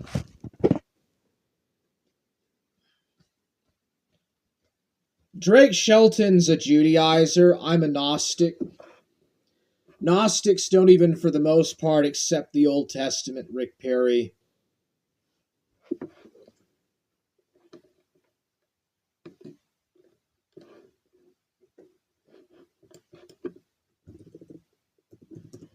Here, take a look at this about Rick Perry, dude. This is interesting. What was it? Your back problem? Didn't you have? Yeah, this is pretty. Okay. Yeah, this is probably one of the most one of the most random things that you would think would happen. Like, usually Jeem or Drake Shelton doesn't even talk about Rick Perry. But it's actually Jeem that brings it up. And look at this. Okay. I was on the road today and I was listening to your Look at this, dude. historicism the other day. I think it was like yesterday or the day before, I can't remember. Yeah, that was a good one. I don't know why Jeem brings up Rick Perry, but like Drake Shelton pretty much nails it. And I don't like this guy. Like, this guy probably is involved in Intel, in COINTEL Pro. But here's a good way to show that Rick Perry is in COINTEL Pro. Oh, excellent. Okay. Well, you had mentioned that that Islam was the beast in historicism. I don't know why you said that. The Protestant position is that the sea beast coming out of like Revelation 13. That's the cosmopolitan pagan empires of history. I mean, it literally divides into the 10 toes. I was quoting I was saying there's a difference between E.B. Eliot's like Hore Apocalypticae, which is kind of more Protestant, and then there's a version of historicism that the Greeks. This is not a book. This is an ankle thing. Something I got from my mother. Yeah, this is not a book. This is pretty cool. This is from like the 1950s. This is actually from the 1950s. Okay, take a look at this. This is pretty funny. Invented in the 70s.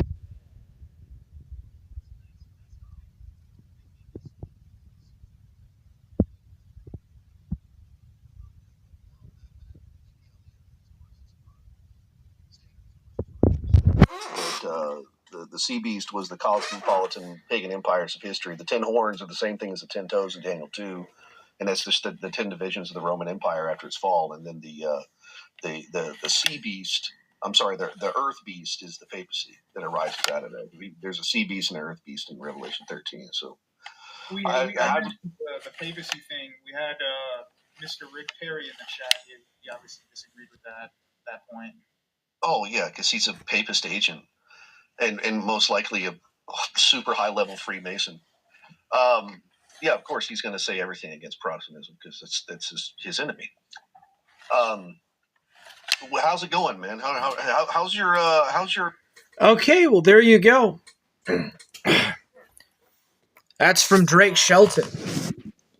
And he's right, because Rick Perry said so himself on his own Instagram, that he got into the church through Freemasonry.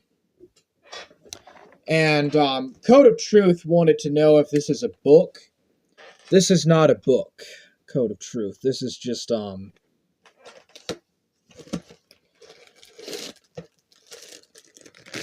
this is just something that you put on your foot. It's an ankle bracelet.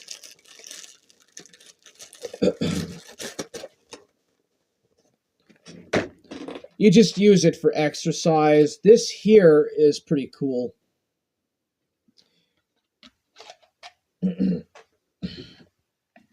Let's see. This is something that my grandmother used to have. It shows you scenes of like different stuff. I forgot what it's called. Sawyer's Viewmaster. So this is what people had before cell phones were invented. And this is just from Radio Shack. This is actually from the 2000s. Oops. 2000s and stuff. It's just, I collect things. Code of Truth, I collect stuff. Look, people don't even use this anymore. Look at that. Dude, this is from Radio Shack. This is from the 2000s, actually. The very early 2000s.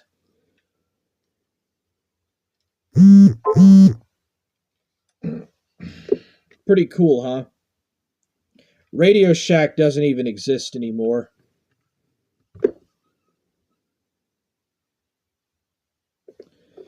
But yeah, Rick Perry is a very high-level Freemason, and honestly, I don't really think that Rick Perry's Catholic. I don't think that Rick Perry is a serious Roman Catholic. I think that it's just a LARP. I think he's more of a Freemason than a Catholic. That's just me. If you want to say that he's a Catholic papist agent, then that's fine. I disagree with Southern Israelite on that shit. But yeah, I just think that Rick Perry's an infiltrator.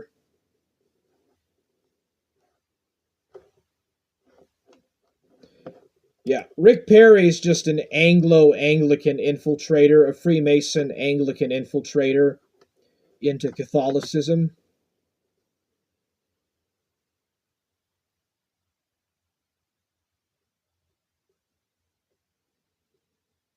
Like, share, and subscribe for all future content. Rick, unleash all your goonery for me. Dude, who the fuck is this Sanchez motherfucker? Nice retro shizzle.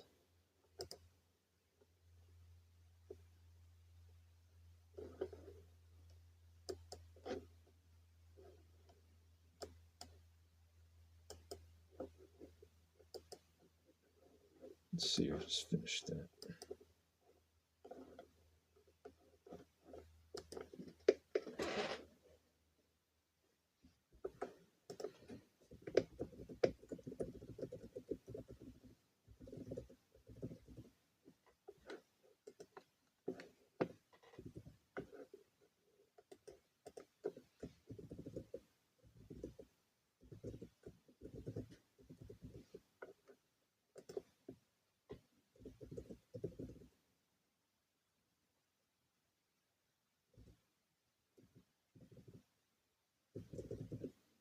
There we go.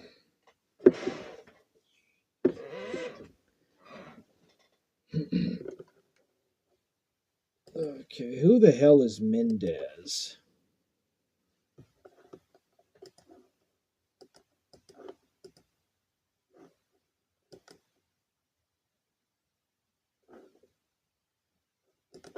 There we go. Go to channel. Yeah, as soon as I saw the all government liaison, immediately I was interested in knowing who this fucker was.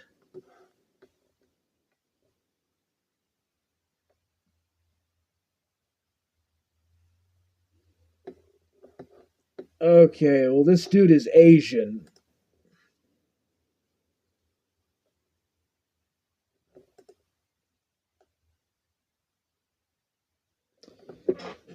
Nathaniel, why do you call yourself an all government liaison? What's up with that?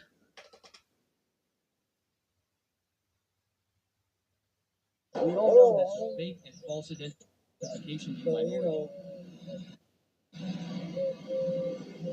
nice day, isn't it? Isn't it great to steal valor all fucking day in New York City? Yep. Michelle Trachtenberg. Wait a minute. We all know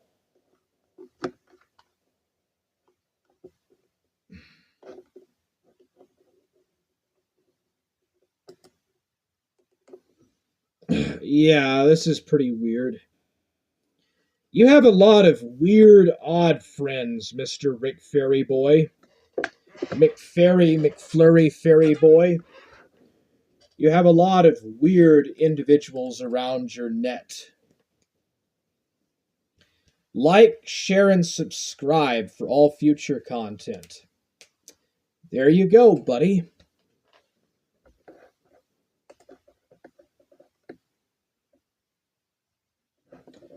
Mr. Beast lost his huge lawsuit.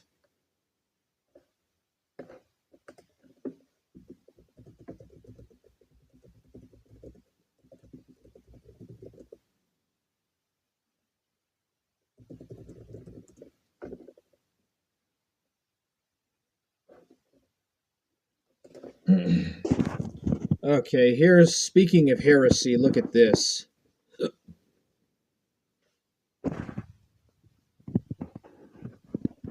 Of the spirit with which Pope Francis will travel to Sweden in late October for the start of the commemoration of the 500th anniversary of the Protestant Reformation. Oh Espíritu Santo, ayúdanos a reconocer con gozo los dones que han venido a la Iglesia por la Reforma, por la Reforma, por la Reforma.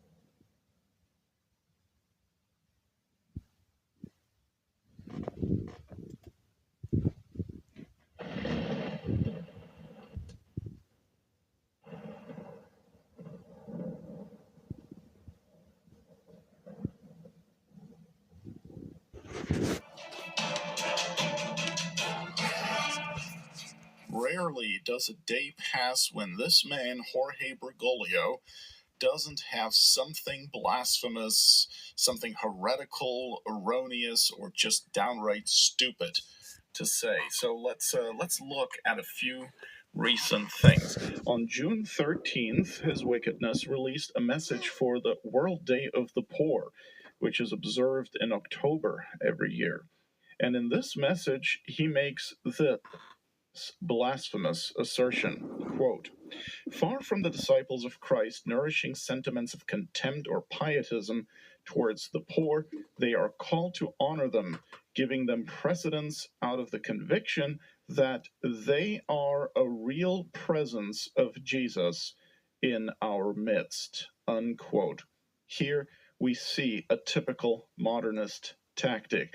The literal and physical real presence of Christ in the Holy Eucharist is marginalized and reduced to being simply one way among many of Christ's presence in the world, really not significantly different from Christ's symbolic and entirely subjective presence in the poor and the downtrodden and the unemployed and those who have to wait in line at the immigration office, and on it goes, until they figure out that everyone at some point is disadvantaged or inconvenienced in some way, and then everyone becomes Christ. And that's really what the false Vatican II gospel is anyway.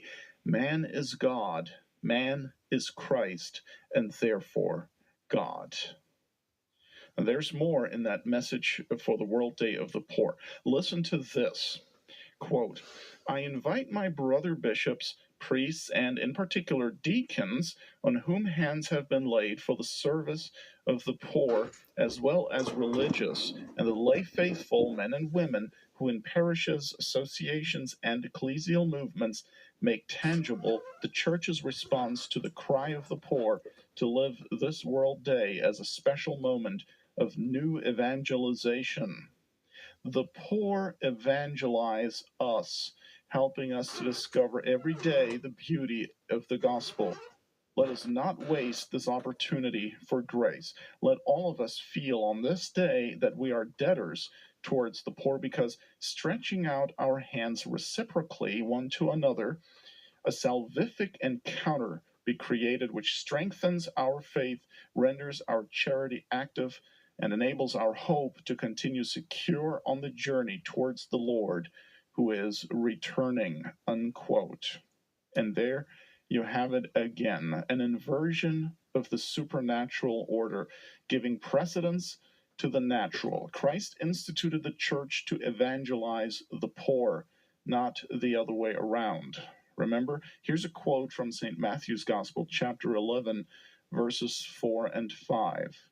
"And Jesus, making answer, said to them, Go and relate to John what you have heard and seen. The blind see, the lame walk, the lepers are cleansed, the deaf hear, the dead rise again, the poor have the gospel preached to them." But in France's religion, it is the poor who preach the gospel to the church, because it's all about works of charity. It's all about the corporal works of mercy. It's all about man, about the body, about the temporal world. Man is France's object of worship. Under the guise of an authentic faithfulness to the gospel, to mercy and compassion, Francis is trying to gradually turn Catholicism from a religion focused on the supernatural into an NGO focused on alleviating temporal needs. And that's all that evangelization is ultimately about for Francis. And if you keep in mind now that the Antichrist, when he comes, will be a great humanitarian, you can see that what we see in our day is definitely a preparation for the Antichrist. And that's why Francis could very well be the false prophet. According to sacred tradition, the false prophet will herald the arrival of the Antichrist in a way similar to how St. John the Baptist heralded the arrival of the true Messiah, Jesus Christ. So, in order for the masses to accept the Antichrist, the roads must first be leveled for his teaching to become acceptable. and accept it. And one way to do that, especially the way to get Catholics to do that, is to put in a false pope who is believed by most to be a true pope, but actually isn't, and one who will lead the flock down into the abyss. And yes, God will allow that. It's part of the mystery of iniquity that God has foretold he will permit to deceive the world in punishment for its sins and unbelief. The operation of air. Don't you get it, dude? Rick Perry is a Freemasonic infiltrator. He's not even a Catholic or a Christian. It's part of the mystery of He's not a Christian, Code of Truth. He's not a Catholic. Don't you get it yet? He's an Anglican Protestant Freemasonic infiltrator, dude.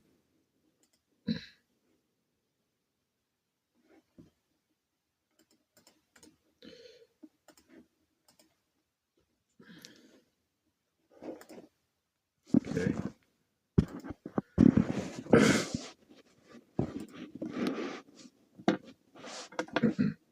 Let's see here. Rick Perry is using his different account alts to try to inflate the voting. You don't get much more depraved than that. Give me a second here. Oh, look, it's 50-50 right now. Look at this, it's 50-50. Let's see here. Rick Perry is using his different account alts. Let's just see here. Verily, verily, I say unto you, the Lord our God delights in Rick Perry truly. Look at this. Well, that's a very egotistical and very, that's an extremely egotistical and a very vain thing to say, Rick Perry. But, look right now at the poll. Right now, the poll is saying that Rick Perry is not Catholic. Look at that. It's 60% right now. Maybe if we leave it open for a few more minutes, we'll see what happens. You never know. Maybe Rick Perry is Catholic. Maybe he's not Catholic. We'll see how the netizens of the networkisms say. What does the netizens say about Rick Perry and his Catholicism?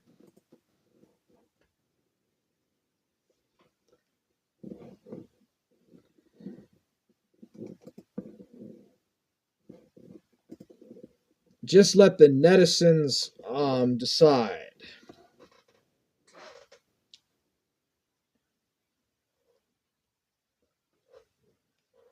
Let's see here. You don't get much more depraved than that.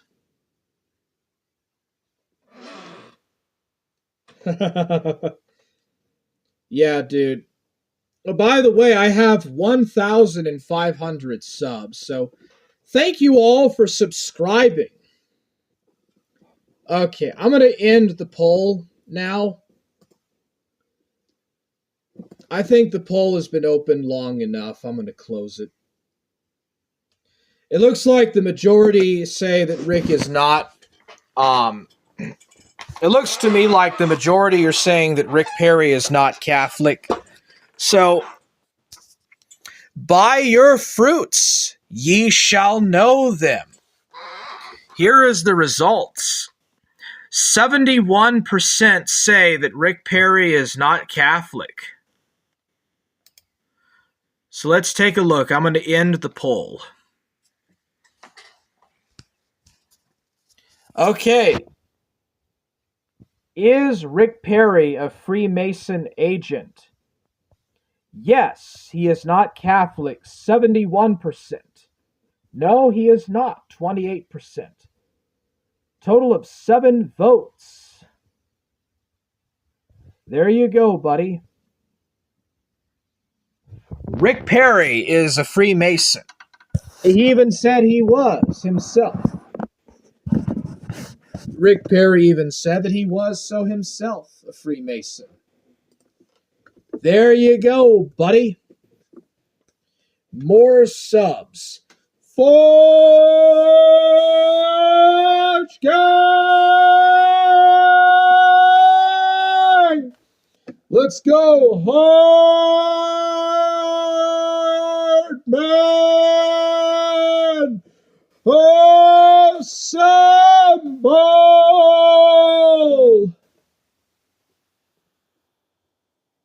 Yeah, Rick Perry is being extremely vain. Rick Perry is being sarcastic and vain in the chat. Rick Perry's just being vain. And also, Rick Perry, it's a sin to bear false witness to Code of Truth. You broke one of the 10 commandments by bearing false witness to Code of Truth in the chat, Rick Perry. That's wrong, Rick Perry. Anyway, what's going on with Dart Ninja?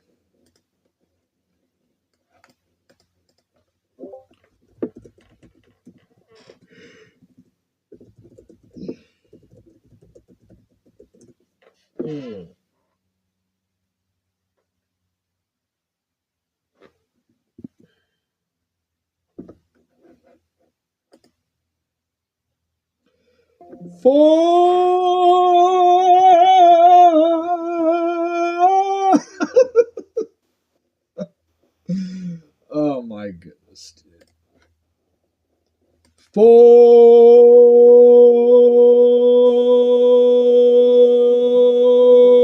Gang! I'm still a hard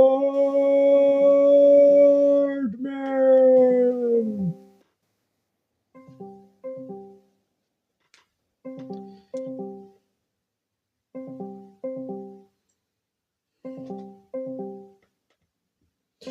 Forge Gang! I'm still a hard man! Jesus have mercy on you, Rick Perry.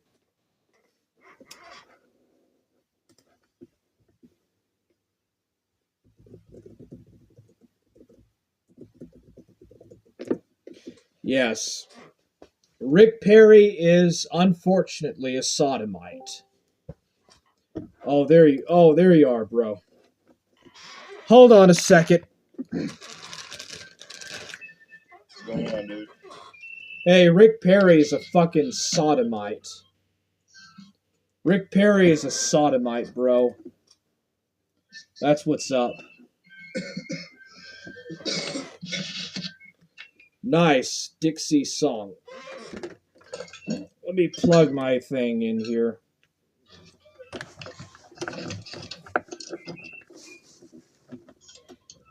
Okay, can you hear me now? You should. I can't hear you.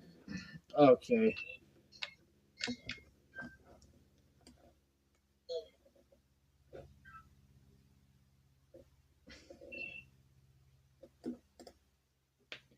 Every time I have to check audio. Okay, switch to microphone.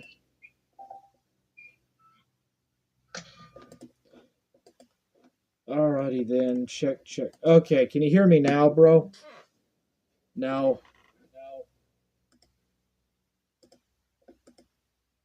Okay, can you hear me now?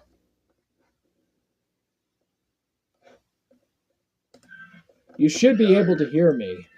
There we go. I don't know. What's going on with Dart Ninja?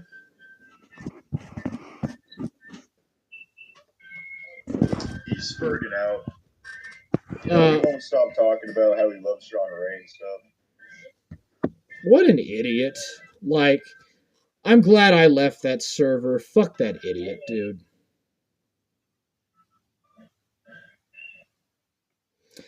Let's see here. Is it a Jesus day today, Chan? You've only just finished disavowing him not less than 30 minutes ago.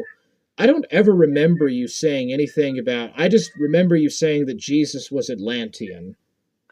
You said that you thought that Jesus was Atlantean. Well, according to the Bible, he's some fucking Jew. I mean, I don't really like that. You see this Nathaniel All Government Liaison man? That's a friend of Rick Perry's from Instagram. Dude, this guy is just real close friends with Intel. He's even friends with Alan Beckwith. Like, he was very friendly and open with Alan Beckwith way back in the day. I don't think Alan actually puts in too much time online anymore, but Alan was watching my stuff back in the day.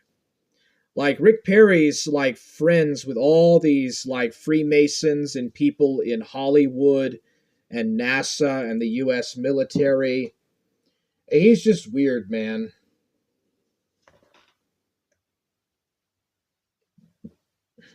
Rick Perry's involved with NASA and the U.S. military. What? No, he's friends with people who are. He claims that he's not a Freemason anymore, but he's friends with people who are on Instagram and Facebook. Oh, he's not a Mason anymore. Yeah, that's No, what they all he's say. not. All these fucking former occultists, like that Bill Schneblin guy. Remember that fucking Jew in the Prophecy Club? Yeah, I do actually.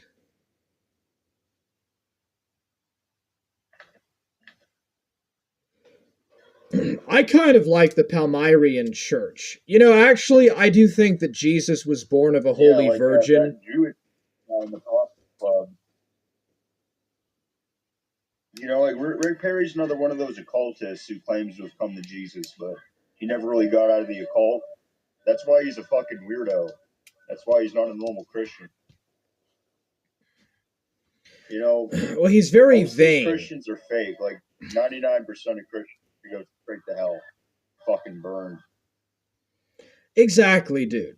And there's nothing wrong with exploring like Gnosticism. Rick Perry's conscience has seared with a hot iron. He's given in to a reprobate mind. His conscience has been seared with a hot iron. He's gonna burn. Yeah, exactly, dude. Isn't that from First Timothy? That's from Second Thessalonians, isn't it? That verse. That's from Thessalonians, isn't it? No, it's from Ephesians. That's from the book of Ephesians, isn't it? And Rick Perry's just a fucking Jewish agitator, dude. Oh yeah, it's funny that they don't even talk about the Jews. He also won't talk about the Jesuits. Like, he stays in a bubble. He stays in his safe space. Like, Rick Perry is a good example of those dorm people in college. Those college dorm people that talk about safe spaces and microaggressions. Those kind of people, like in the Sunbelt tech companies that have like safe spaces and you can't, show microaggressions. That's Rick Perry right there.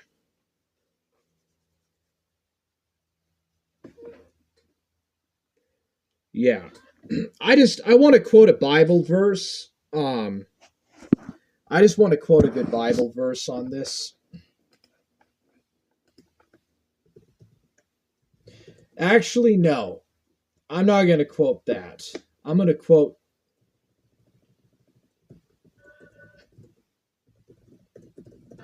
Oh, by the way, Rick Perry is a believer in the branch theory of the church. He's not even a real Catholic.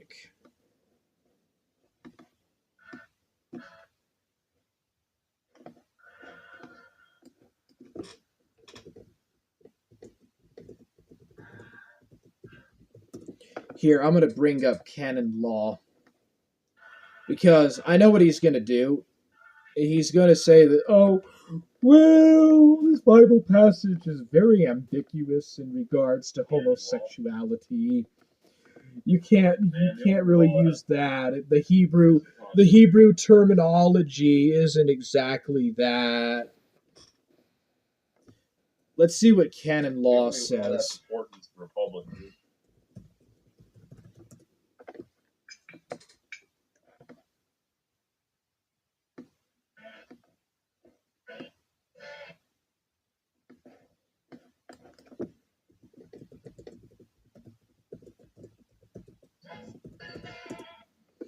Well, there's been quite a few papal decrees on homosexual stuff, but Rick Perry's a Freemason. Don't worry about what Rick Perry says about religion and stuff.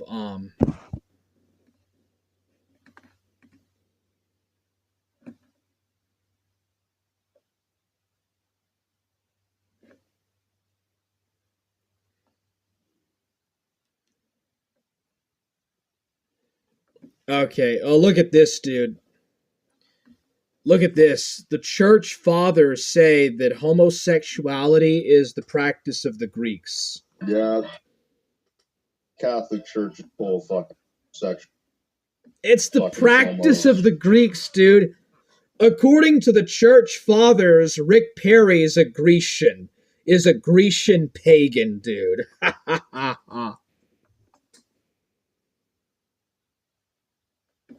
In Iberia, the Visigothic ruler Egica of Hispania and Septimania demanded that a church council confront the occurrences of homosexuality in the kingdom. In 693, the 16th Council of Toledo issued a canon condemning guilty clergy of degradation and exile of laymen to 100 lashes. Egitica added an edict imposing the punishment of castration. So if Rick Perry had actually lived in Spain in this time, he would have been castrated. Rick Perry would have been castrated. Look at this. Canon 15 of the Council of Trollsey. Yeah. Well, he wouldn't have been killed by the church. He would have been castrated and given 100 lashes and exiled from the priesthood.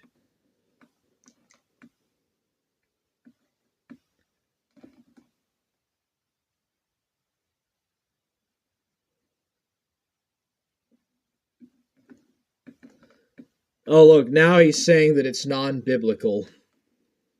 Romans 1, chapter 1, verse 26 to 27. Dumb Perry. For this reason, God gave them... For this reason, God gave them... Says the Catholic. Look at this. For this reason, God gave them to dishonorable passions, for their women exchanged natural relations for those that are contrary to nature. And the men likewise gave up natural relations with women and were consumed with passion for one another. Men committing shameless acts with men and receiving in themselves the due penalty for their error. And since they did not see fit to acknowledge God, God gave them up to a debased mind to do what ought not to be done. They were filled with all manner of unrighteousness, evil, covetousness, malice. They are full of envy, murder, strife, deceit, maliciousness. They are gossips, slanderers, haters of God, insolent, haughty, boastful, inventors of evil, disobedient to parents. Rick Perry actually won't even do anything for his dad or mother. Like, Rick Perry hates both his parents. He's an only child, and he won't even give his motorcycle. He won't run errands for his dad. He says that he's just wanting his parents to die. die in a nursing home, and he won't even let his parents come live with him, and he won't even help his parents out.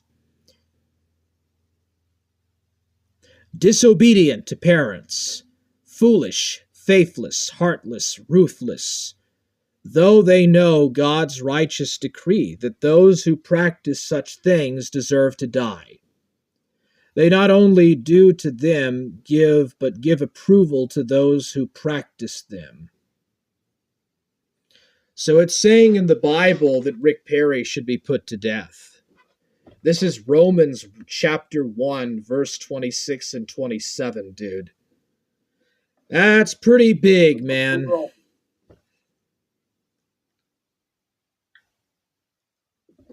Big deal, yeah.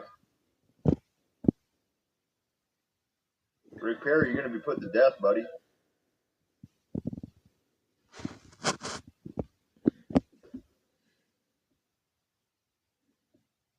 Spilling all kinds of tea. Can you enable captions for all this anti-Catholic masonry?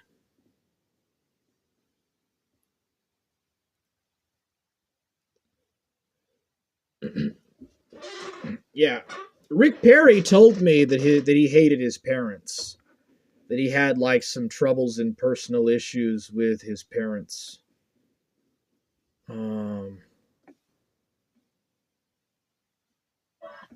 Most homos do. Yeah. Probably his dad.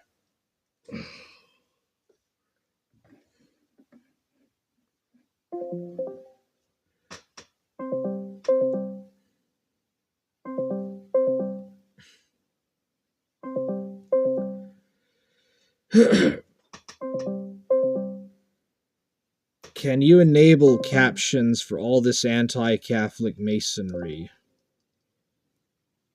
There we go. Now he's saying real Westboro Baptist church hours. Dude, this guy is just going to go. It's going to be an endless loophole with this dude. Rick Perry is just a faggot, plain and simple. Well, in the times of the New Testament, he would have been put to death. Like, the early Christians would have put him to death. Well, in Visigothic Spain, he would have been castrated. 7th century Visigothic Spain, he would have been castrated, as per that canon.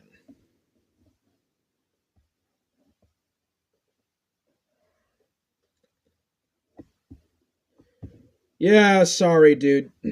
I don't really personally care, though. What do you think about Gnosticism? It's pretty interesting, ain't it?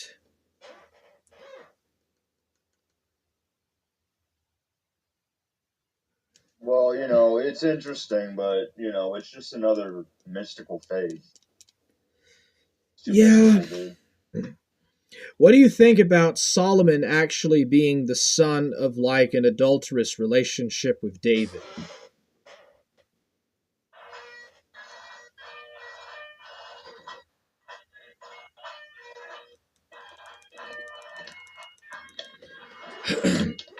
Look, there's Rick Perry being vain in the chat. There's Rick Perry showing vanity and envy.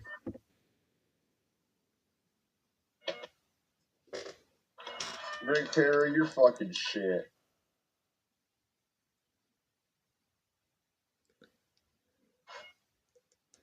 Yeah. Nathaniel's another homosexual, it looks like. He sounds like a homosexual, too. He just sounds like another homosexual.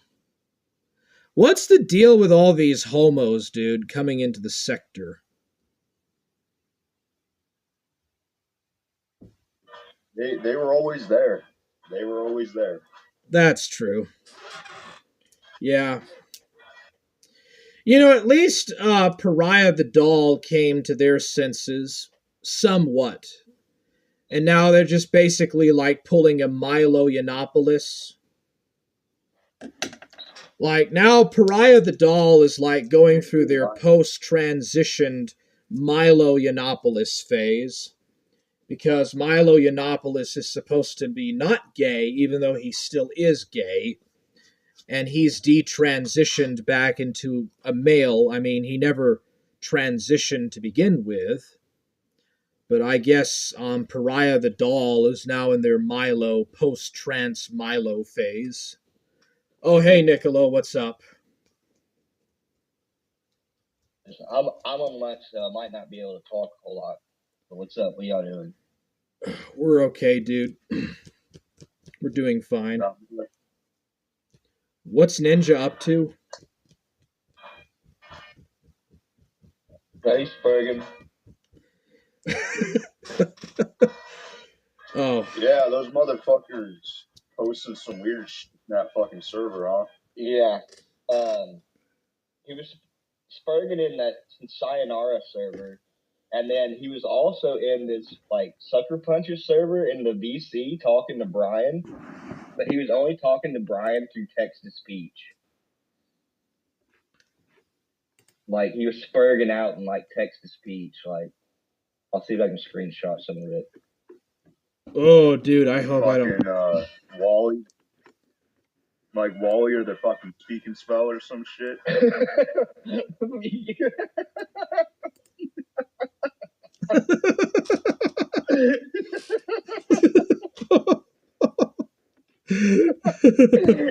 bro. Because like the text to speech model read it, you know. So it's like speak and spell kind of.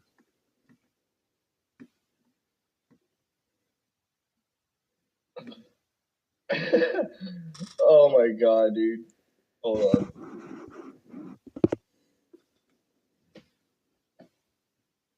So now he's just using text to speech. He doesn't even talk anymore. Yeah. Oh my god. Where is that? Alright, I'm posting it now.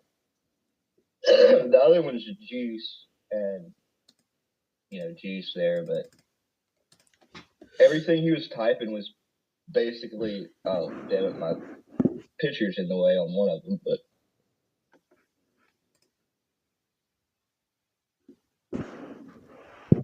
even Juice was saying he looked weak as fuck because he was just like talking and arguing through text to speech.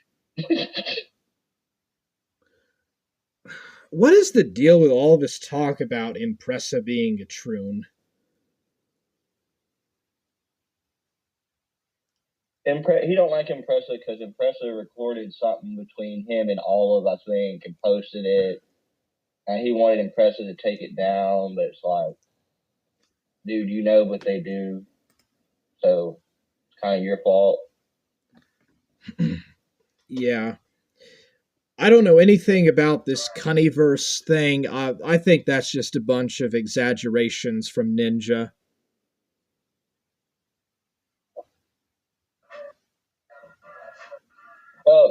Impressa's talked about it or whatever, but it was some university, some like legit university that had some like degenerate like sub forum. That's all I know about it.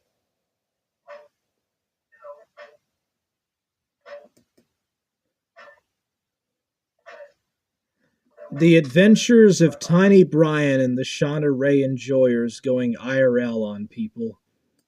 What a fucking bitch. Yeah, that guy's just a bitch. Bitch you. I always, dude. It feels good to be in 4K. Damn right. That's right, Rick Perry. What do you think about the Palmyrian Church? And like they say that the Virgin Mary has a real presence in the Eucharist alongside Jesus.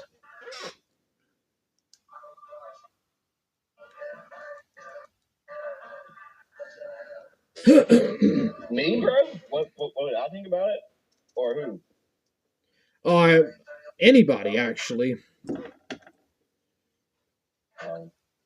I don't really know, man. I don't really know. I think they celebrate Franco. Like, There's been accusations that the Palmyrian Church celebrates Franco and Hitler as crusaders against communism, but I don't know for sure, though.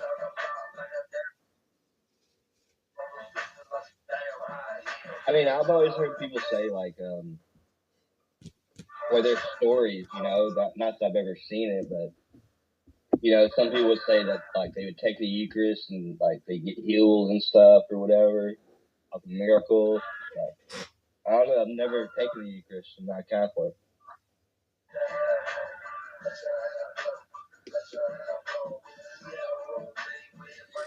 Yeah, but you have to be baptized and confirmed to get the Eucharist. It doesn't work unless you're baptized.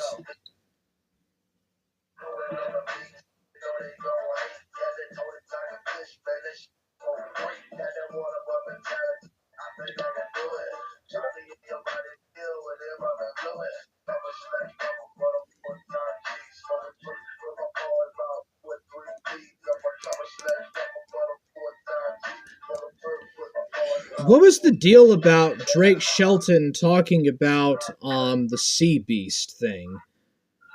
Drake Shelton said the sea beast is the papacy, and Rick Perry threw some fit or something about it. Maybe Rick Perry could explain what that's all about. And by the way, he's saying that we're political fuck slurs.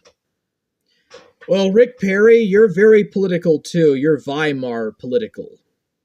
Your politics are Weimar Republic. Like, dude, Rick Perry would have wanted to live in the Weimar Republic. What a faggot, dude. He says that we're political, but, like, he promotes this gay shit.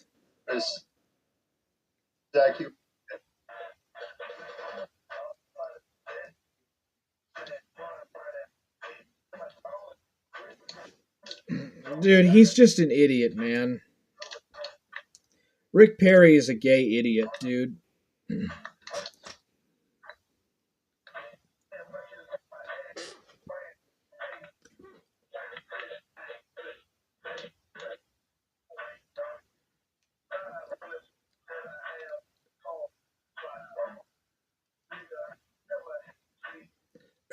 What the hell is the Dork Diddler spurging on about now?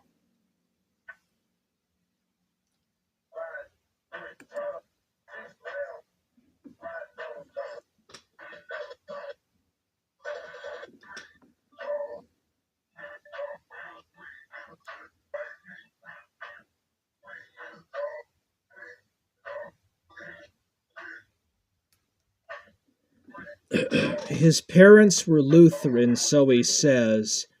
He is, Dark Ninja. How come Tiny Brian is sucking ass to Shauna Ray enjoyers? I am AO. Tiny Brian, who is that magical cat wizard that loves you? You are weak as fuck right now, Isaac. The adventures of Tiny Brian and the Shauna Ray enjoyers going IRL on people. Nice work, Dark Diddler.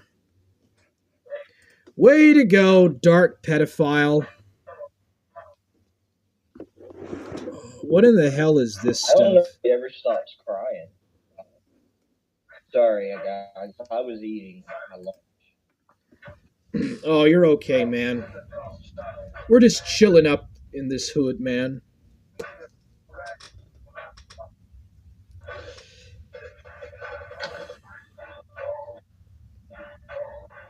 Oh, by the way, did I ever tell you that Rick Perry hates his parents?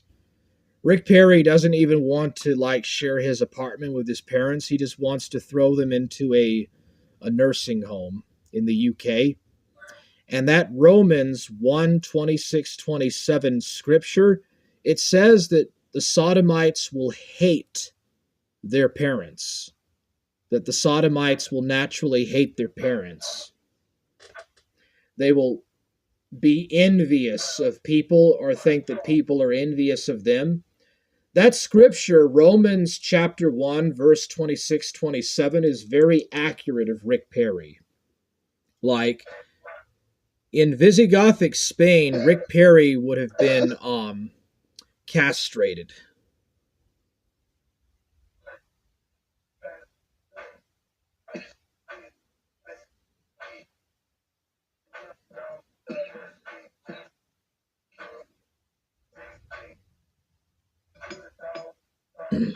Yeah, dude, Rick Perry's a faggot.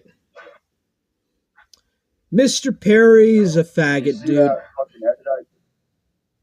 video where you ran on the treadmill? Oh, I did that as a parody. No, the agnostic.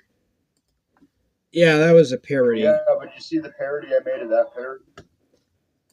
Did you see the parody I made of that, though? With the Nazi shit? Oh, dude, that was fucking hilarious. That was fucking epic, bro. Yeah, I watched it. That was pretty cool. Sick, dude. You got to see that. I posted it in the DM that we got here. Protestant historicist eschatology is a puerile flag of female fan fiction. Well, Rick Perry, don't you pretend to be a woman? Like you LARP as a woman.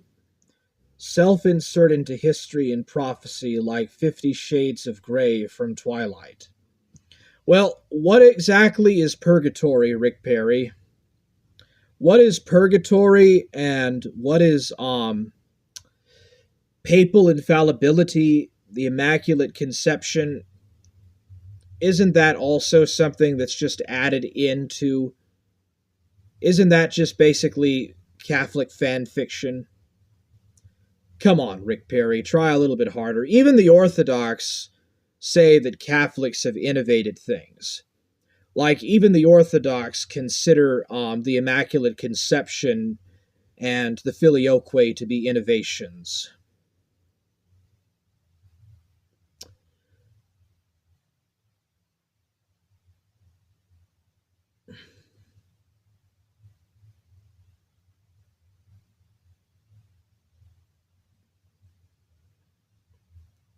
Yeah, just a bunch of homosexuals. We got homosexuals and faggots, dude.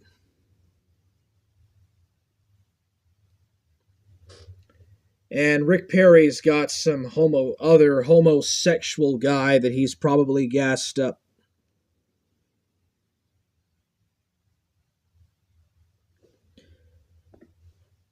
People in the Old Testament did not believe in hell. They did not believe that there was a hell in the Old Testament. That's New Testament typology. Rick says that he is every woman, it is all in him.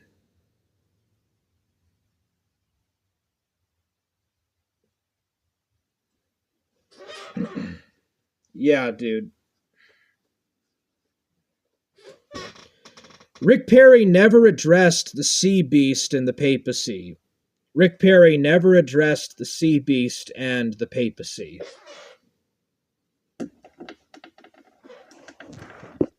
Says a lot about him. Oh, speaking of the papacy, did you hear that the Pope, he's in the hospital or something, and they were, like, convened, like, the cardinals in case he dies or some shit? Yeah, I heard about that. Maybe God is punishing him for his wickedness. Yeah, maybe. He's old, too, but, yeah, you know. He's, not the best Pope. There have been worser popes than him. Bad popes are not going to necessarily reflect on the entire church. Like, you can have, like, a lot of anti-popes and the church will continue to operate and function like it always has. True. That is very true. I'm not to be surprised if they select a black pope next.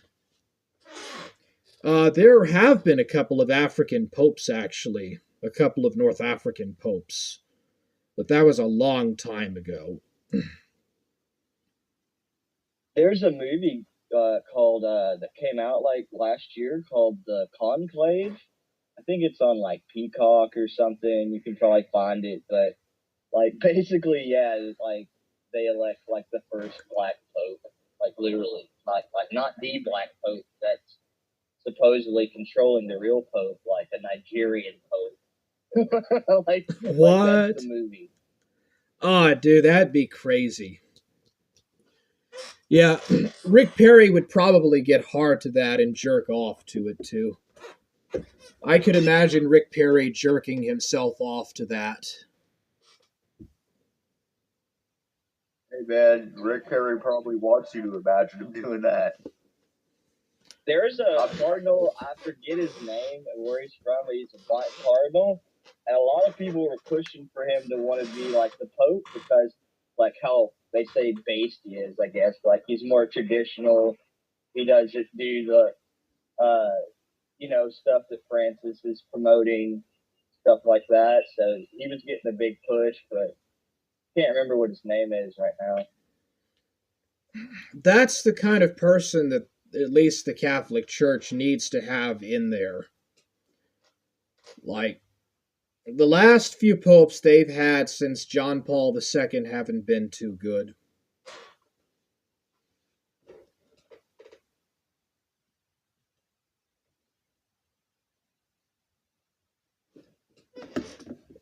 They'll probably elect a black pope. When it's all boomers, they're gonna do like the worst shit.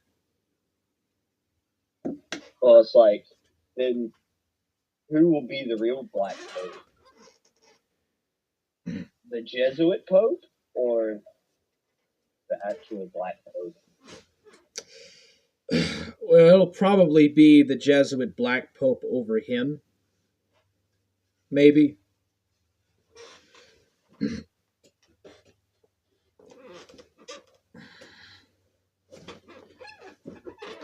You have the greatest homosexual voice of all time.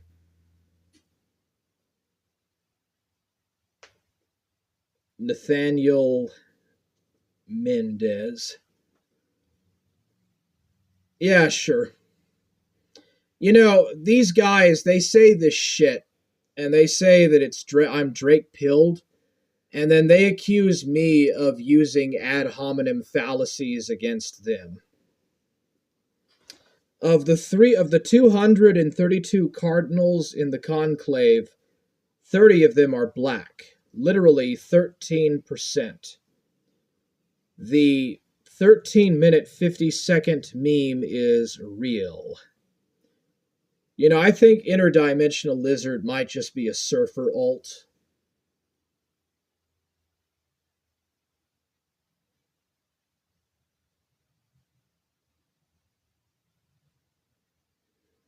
Stoics repressed audience. Yeah, the Catholic Church says been infiltrated by Jesuits, communists. That's why they got niggas everywhere. Oh yeah, dude. Like before Vatican II, it was. I gotta bounce. Okay, good talking to you, Niccolo. Forge King. I'm still a hard man. Let's go. Let's go, hard man. Shit, man. Don't worry about what Rick Perry says. That guy is a homosexual. Let's read some more Bible passages on his sodomite ass.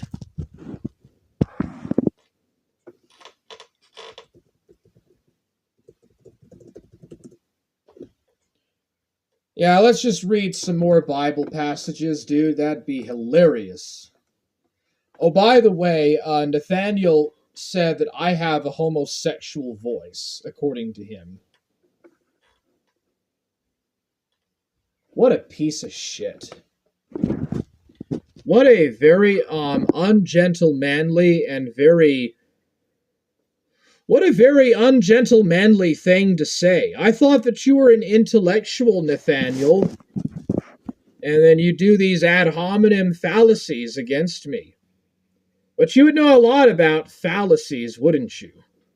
Dude, go on Nathaniel's channel. Dude, go on Nathaniel's channel right now. I already did. I Yo, know he's Asian. yo, go on this Nathaniel guy's channel. He's got all kinds of. Oh, yeah. Watch his videos, dude. Watch this fucker's videos. Well, let's read these Bible passages.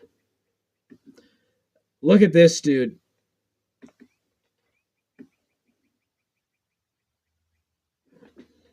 Where are the men which came in to thee this night?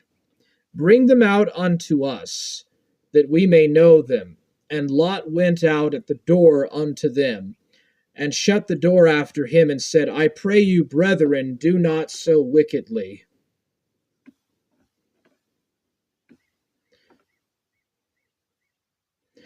Matthew 11:24, but I say unto you, that it shall be more tolerable for the land of Sodom in the day of judgment than for thee. Luke 10:12, but I say unto you, it shall, okay, the same thing. It shall be more tolerable on that day for Sodom than for that city. There shall be no horror of the daughters of Israel, nor a sodomite of the sons of Israel.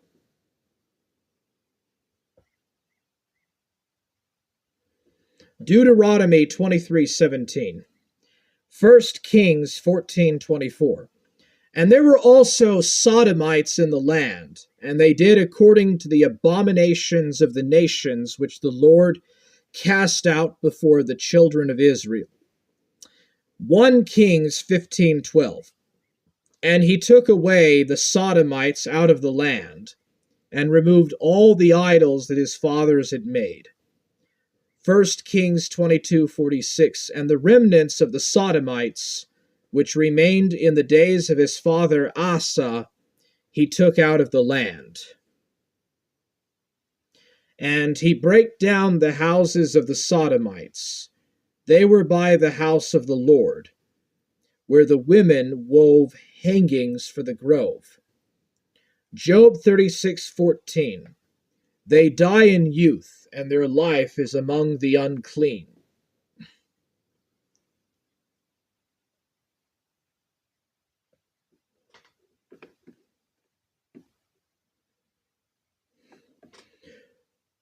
Hosea 4:14.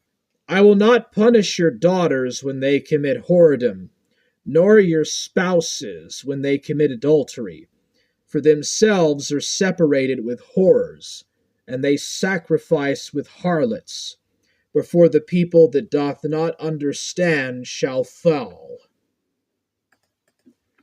So yeah, sodomy is considered blasphemous in the Bible.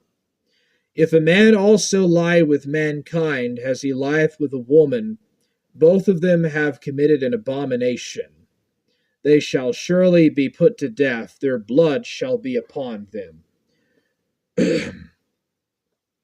Cursed be he that lieth with any manner of beast. And all people shall say, Amen. Amen, amen. So there you go. The Bible says that Rick Perry's a faggot. You're a faggot, Rick Perry. And look, he's coping by saying that I need to read them in the original tongues.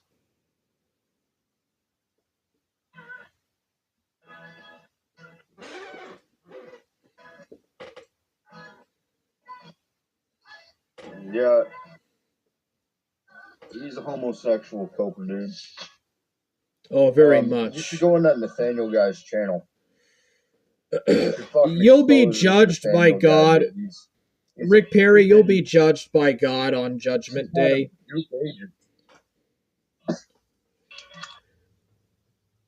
God will have the authority to judge you and put you in the lake of fire for all of eternity, Rick Perry.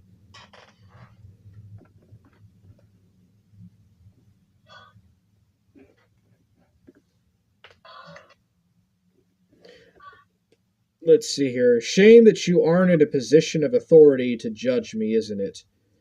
Westboro Baptist Bros for the win.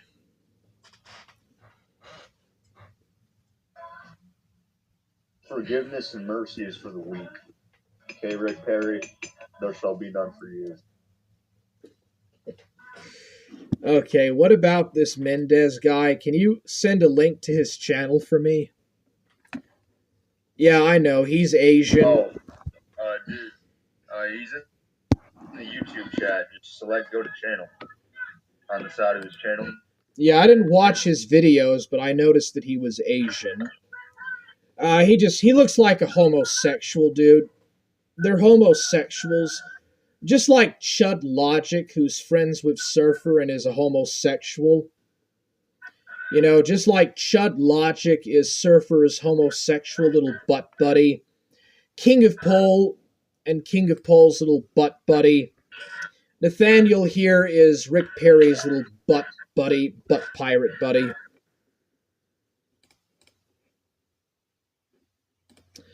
They want you to read the original in the original Hebrew how pillow biting was actually a thing in Israel.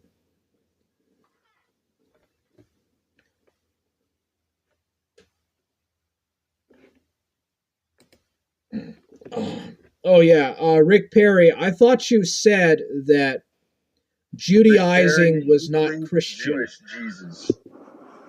Are you a Judaizer now, Rick Perry? Rick Perry says that I need to read Hebrew, so is Rick Perry not a Catholic anymore? So, did you just hear that? Did you hear that, Code of Truth? Rick Perry's now Jewish. Rick Perry's Jewish now. Oh, sorry, I didn't mean to... Yeah. So, Rick Perry has now left the Catholic Church and has become a Jew. He says that you need to read the Bible in Hebrew, so he's Jewish now. According to Rick Perry's logic, now he's Jewish. So, first he wanted me to become Catholic, now he wants me to be Jewish.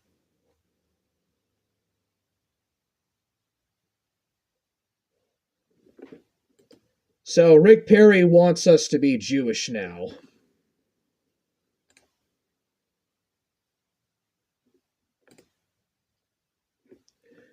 Go to channel. I think he's a Zionist, dude. I think he's working for the elders of Zion. No, he's just a Freemason. He's a Freemason that got into the Catholic Church. For the elders of Zion, dude. Promotes the Novus Ordo. He's a Novus Ordo promoting Freemason. Simple as that, dude. So, what did you notice about this guy? Dude, this Nathaniel guy. Yeah, he's smoking a cigarette.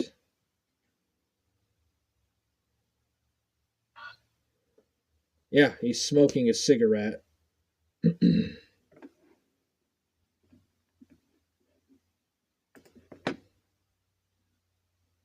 All fucking day in New York City. Yep. Michelle Trachtenberg. Wait a minute. We all know that's a fake and false identification. What the hell is this, dude? Dude, Nathaniel, this kind of stuff is for TikTok. Nathaniel, this is for TikTok. He's fucking old, dude. Some old, washed-up Asian dude. I think he's Hispanic. Fucking homeless. Dude, he's homeless. Oh, so just like Valkyrie. Dude, he looks like some hobo in some big city. He's homeless like Shaggy, huh? Just like Valkyrie and Shaggy. All fucking day in New York City. Yep. Michelle Trachtenberg. Wait a minute. We all know that's fake and false identification. Yeah, you should be doing this on TikTok, Nathaniel. Like, YouTube isn't TikTok. Fucking these are.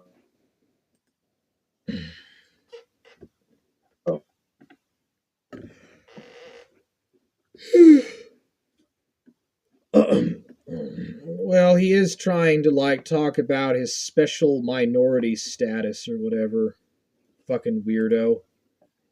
He kind of looks like some character from Neon Genesis Evangelion.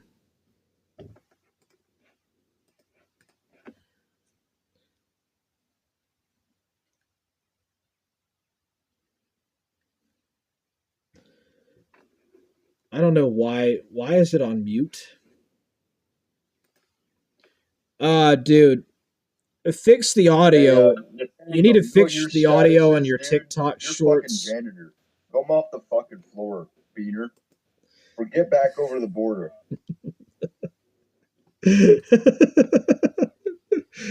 Yeah, dude. I mean, what are you trying to do? Be a TikTok celebrity? Are you trying to be like some kind of a TikTok celebrity, dude?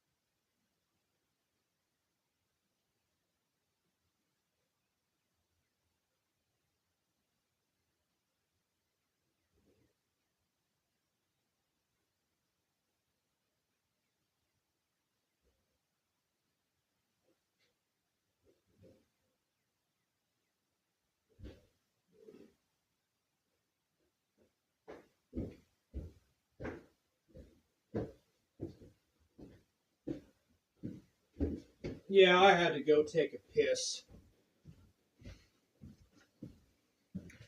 I had to go use the restroom. Um, Man, needs. yeah, I think the chat just kind of degenerated a bit there. As soon as Rick Perry and Nathaniel Mendez showed up, like, the IQ in chat dropped to room temperature. It dropped to room temperature IQ. That's just my thoughts.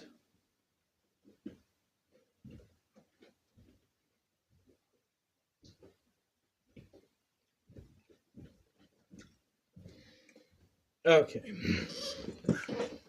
Well, I'm going to suckle my piece of candy. It's a bunch of homosexual. Nicolo's not a homosexual. I don't know about Lizard, but yeah. At least with Rick and Nathaniel, yeah, they are homos. Rick Perry's.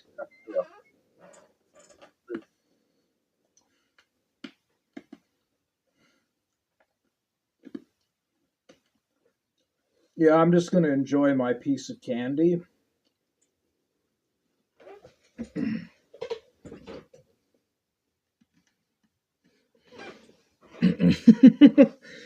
Ghost of Nicolo's not a homosexual, and I don't think that Lizard is either.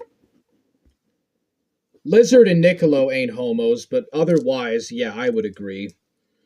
Chad has been taken over by Skittles.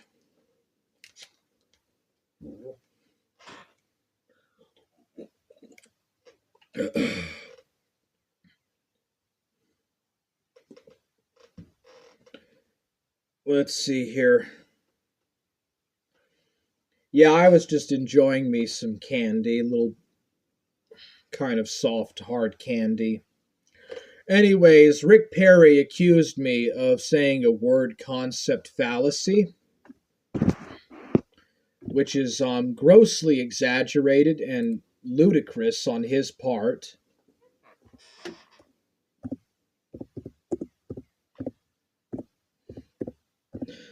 Another thing, too, Rick Perry never addressed if the papacy is related to the sea beast in the book of Revelation. I find that interesting that Rick Perry never addressed what Drake Shelton said about it. That's kind of weird.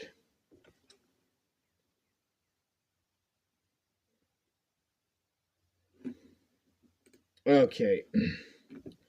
So, Rick Perry accused me of using a word concept fallacy, and the problem with what he is trying to state is that he said in his own words that I needed to read the Bible in its original language, meaning in Hebrew or Greek. Then I told him that he was an Ebionite or something because he wanted me to read the Bible in Hebrew. Then he accused me of a word concept fallacy. So the problem with that, the error with what Rick said, well, you gotta let me finish, dude. I don't mean, yeah, just let me finish. The problem with that is that a word concept fallacy would render it back to modern Hebrew, which has nothing to do with ancient Hebrew or Paleo Hebrew. So you clearly said that I needed to read the Bible in the original languages or language. I don't know if you were being plural with that or not. Another thing, too, that Rick Perry kind of accused me of was that I did not know what ontology or what metaphysics was. Metaphysics is not the ontology of self, okay? That's psychoanalysis, Rick Perry. Okay? Metaphysics predates ontology. Metaphysics goes back to the ancient Greeks and to Platonism. It goes back to Plato, actually pre-Socratic, but metaphysics is basically about like the world of ideals, the world of forms and stuff. Rick Perry is being disingenuous. Rick Perry is being disingenuous. The word concept fallacy could only relate to modern Hebrew or modern Greek, as far as I was able to tell, as it is an informal fallacy. But, you know, I find it funny because Rick Perry probably is a fan of a lot of fallacies, considering he's gay and a faggot. Yeah, genetic fallacy that holds that the present day meaning of a word or phrase should necessarily be similar to its historical meaning. Like, ancient Hebrew and ancient Greek are dead languages. If I read the Bible in ancient Greek or ancient Hebrew, like, who is going to be able to understand what I'm saying besides, like, academics or linguists?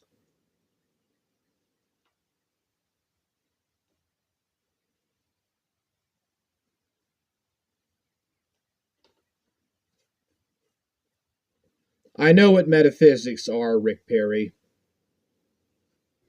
I know what metaphysics are, dumbass. Tell another story, Jackanary.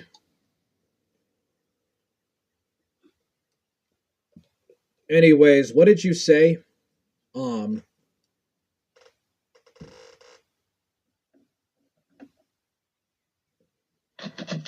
I forgot what I said. Oh yeah, Rick Perry had told you to read the Bible in Hebrew because he's an Ebionite. That's what an Ebionite would do. Yeah, but he's supposed to be supporting the Catholic apostolic tradition. Like, he would suggest that I read a church father, okay? A Catholic would suggest to read a church father or a patristic writer.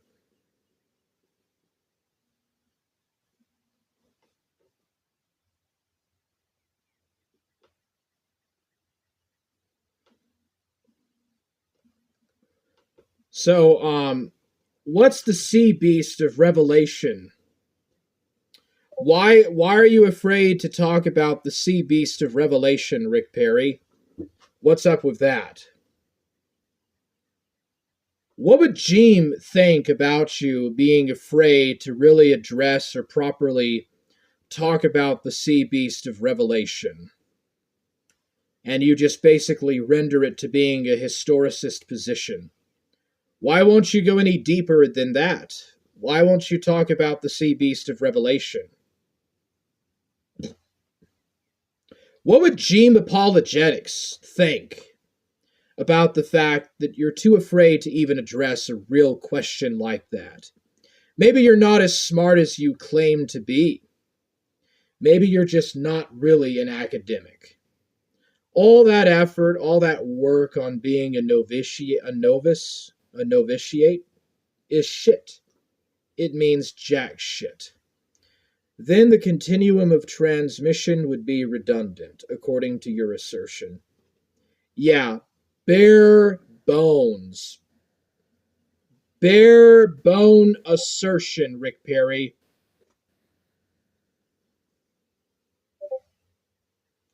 And by the way, Rick Perry, saying that I am a chud that supports Trump is a no true Scotsman. It is a no true Scotsman. It's called no true Scotsman. It's called a bandwagon bullshit.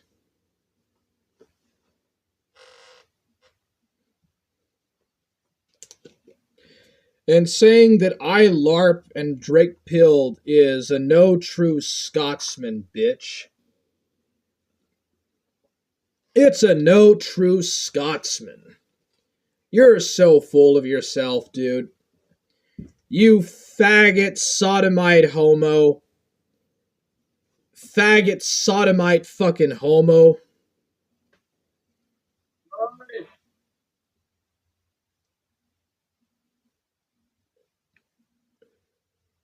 You said that I was a dumb debater, Nathaniel. You said that I was a dumb, low-intelligent debater, or you said it to Code of Truth or whoever. I don't know if you meant me. I'm pretty sure that you meant me, and you said that my voice sounds like I'm a homosexual or something. Why don't you get in the fucking Discord and fucking VC if you think you know so much? You think you know so much shit.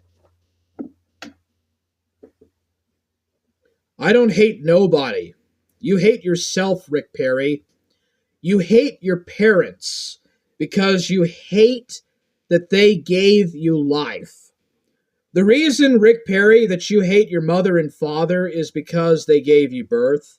They gave birth to you, and they made you suffer as a man, so you have to pretend to be a woman. You have to pretend and LARP as a woman because you hate the fact that you're living as a man, that you live physical existence as a man. A self-assertion that is an anachronism and incongruous. Puerile self-assertion into Scripture. Oh yeah, because I obviously wrote that into Romans chapter 1, verse 26 to 27.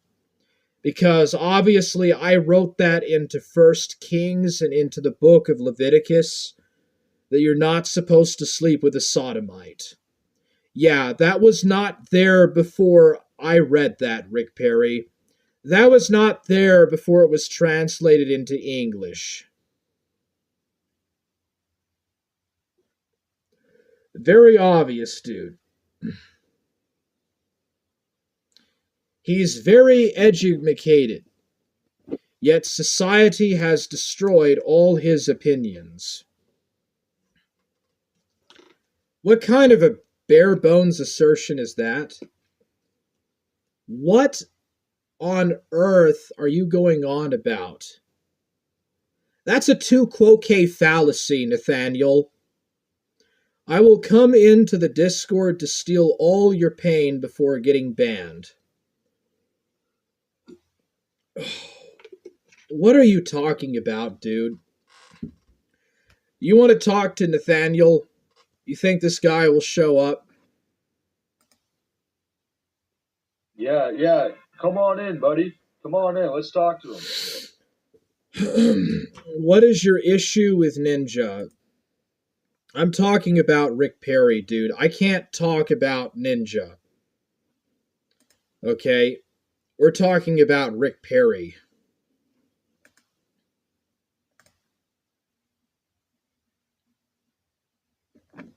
Oh, fucking hell, dude. That almost was shown in my stream. Fucking hell, dude. Will I get a fucking strike with that? Son of a bitch, dude.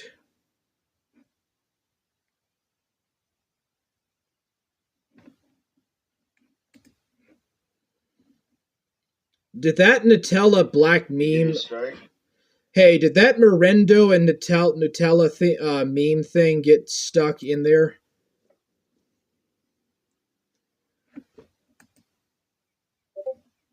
I don't want to invite Silverman in.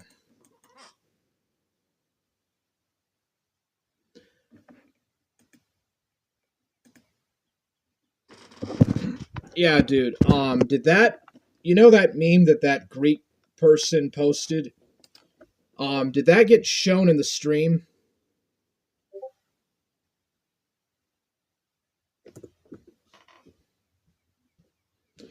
You misspelled tu quoque fallacy, Rick Perry. You misspelled tu quoque, Rick Perry. And it was not used out of context. You misspelled it, dude. It's embarrassing that you misspelled. That you actually misspelled like a third grader, Rick Perry. Hold on a second. I gotta make sure that I didn't show that in the stream.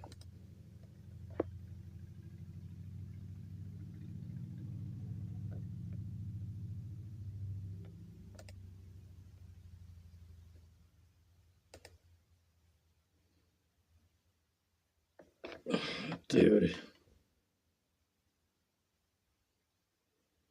Who is Calm Skies? Well, at least we got more people watching, so that's good.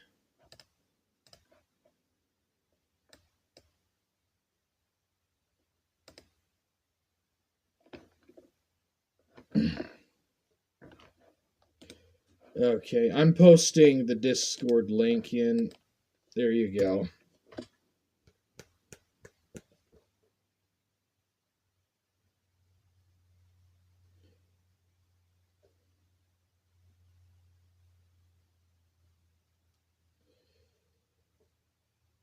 Rick Perry is upset that I told him that that he misspelled tu quoque, and he did.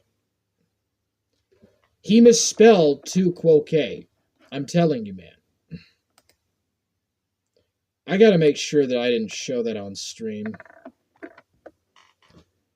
Fucking hell.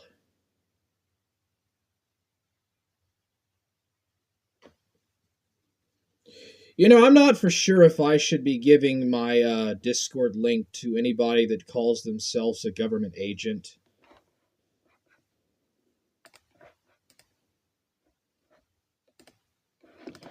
Anyways, back to Discord.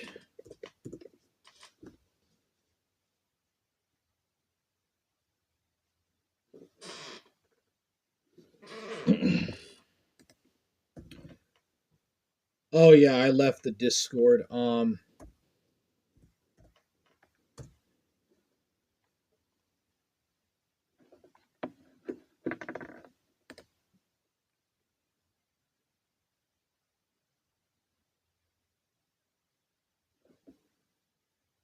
Dude. Jesse, are you going to post Lolly in the Discord? You better not.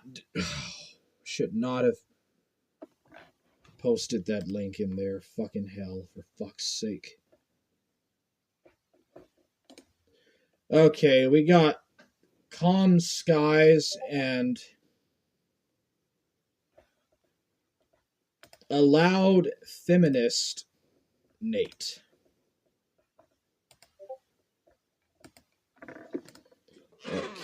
Okay.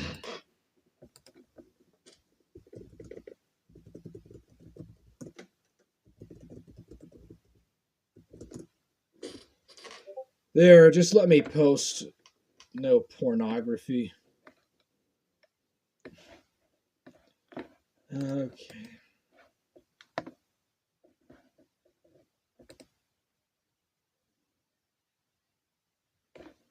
Okay, I'm in the Hammer chat.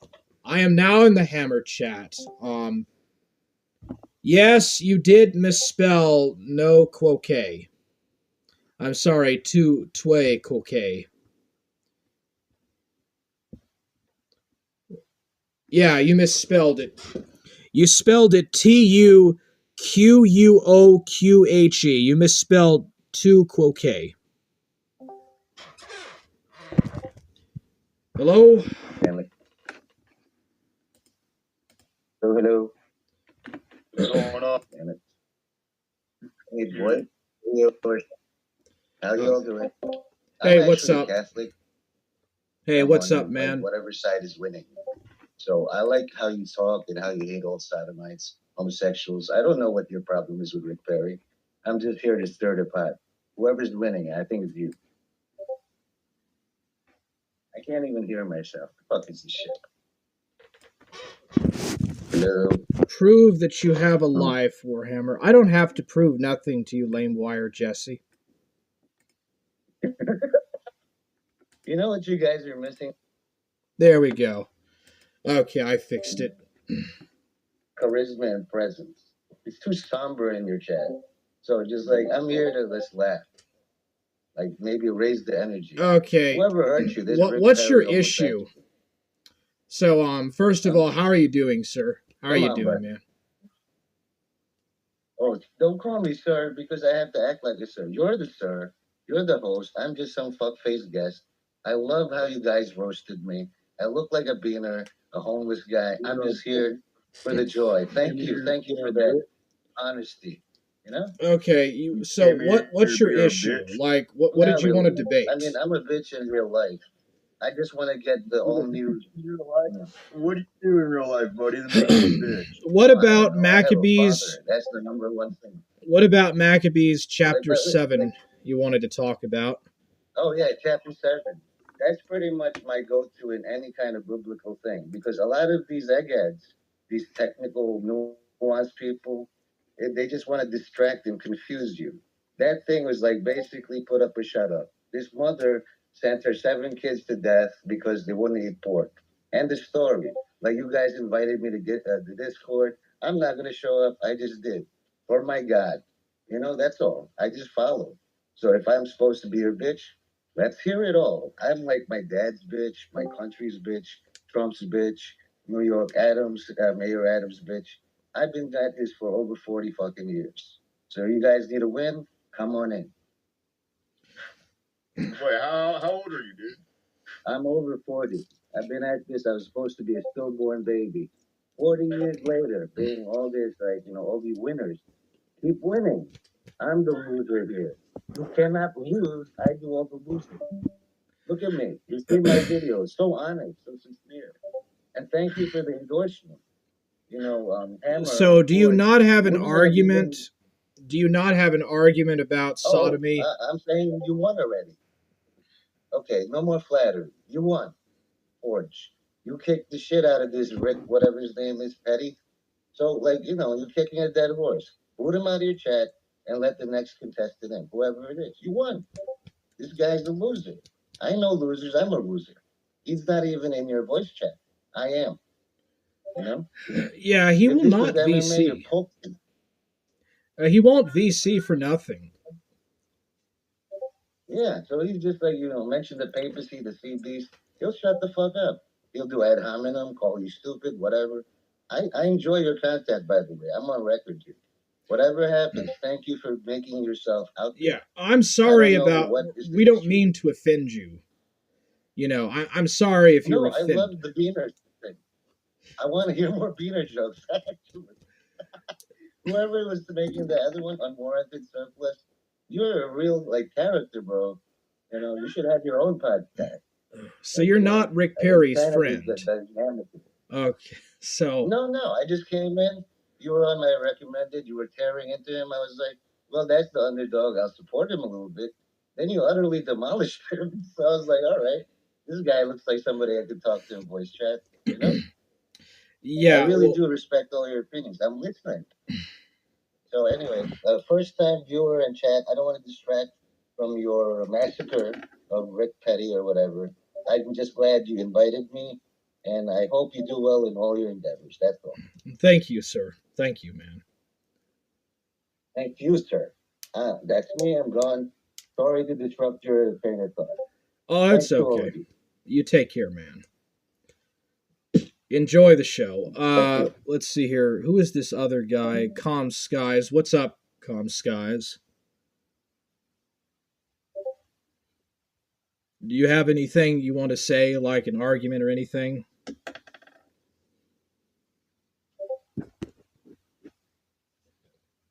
Is the Book of Maccabees Apocrypha?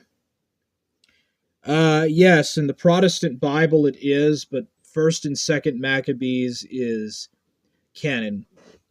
What is even the thing here, like y'all doing? I joined the. I can't read all of it. I joined in the middle. We were just talking about some stuff in chat. I've been roasting Rick Perry. He misspelled tu quoque. Oh, go ahead. Okay. So what's up? Oh, nothing much, dude. Saw the live on shorts and whatever. This is Forge and Gang, bro. I want to check this out, see what it's all about. Yeah, I'm Forge Gang. You guys are like arguing people, debating them, or what's going on? Well, I'm not exactly like Jay Dyer yet. I'd like to be, but we just talk shit and kind of hang out and stuff. Rick Perry's trying to say that like neutered males and eunuchs were in the Bible were gay and stuff. He's trying to say there's a Hebrew word he's trying to use to say that neutered castrated eunuchs were gay, and that's just simply not true. Neutered men were not gay. Who's saying that? Rick Perry? Yeah. He's trying to use a Hebrew word to try to say that's the case. My God, that's insane. Well, I'm gonna just sit here and listen for the most part because it's like entertaining as shit, honestly. Well, dude, it's nuts. Maccabees is also in the 1611 KJV.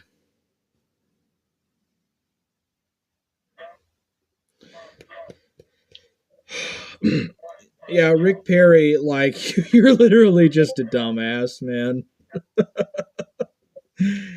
You and your whole cope.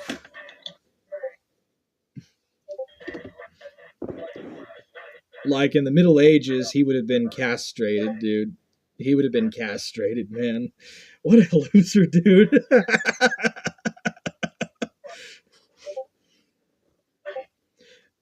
Did you also say he was LARPing as a woman as well? Yeah, he cross-dresses. Show this guy, Rick, Instagram. Show him the Instagram, dude. Okay. Oh, God. Let me see this. If you haven't seen that, you gotta see it. Oh, my goodness. The guy's an occultist. He's all into Satanism. Well, he did say he practiced the occult.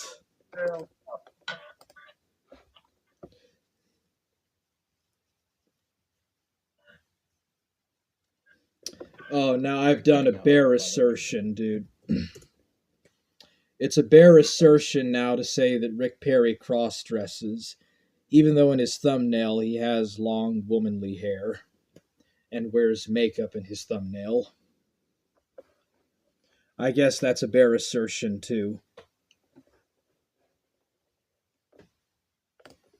Oh, I thought that was a bare assertion.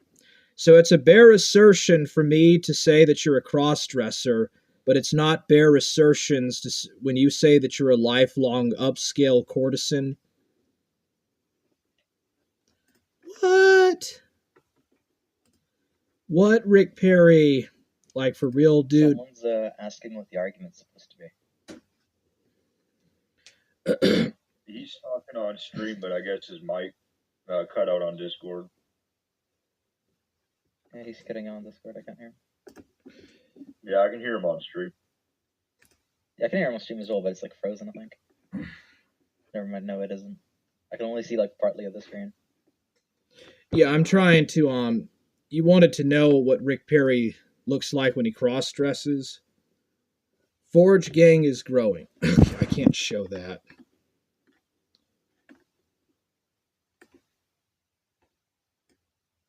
Let's see here.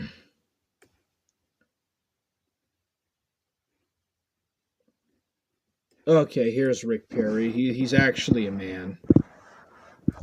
Yeah, that's actually a man, by the way. So, oh my goodness, man.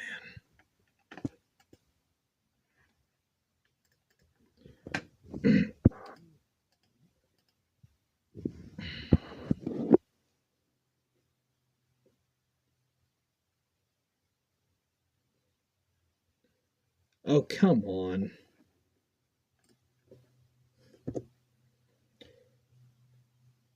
Maybe I should have streamed on the desktop. Okay, so Capitan Capital, what is the argument supposed to be? Rick Perry accused me of saying that I was, what did he say again? Bare assertion that because I said he cross-dressed, and I just showed and said in his thumbnail that he has long womanly hair, which shows that he is a cross-dresser. He was saying that was, bare bones. Okay, I'm just reconnecting back to VC. Patience is everything. I'm sorry, it disconnected me. Yeah, you were lagging a lot as well. Cutting out.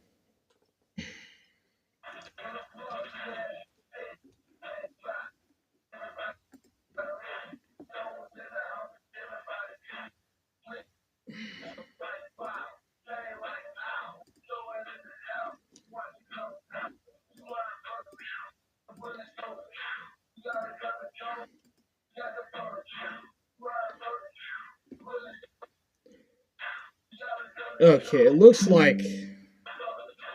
Can you guys hear me?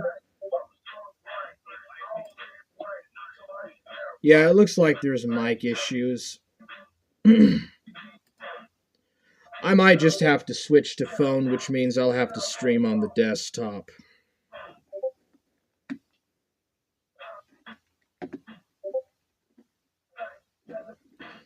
Okay, I'll just switch to phone.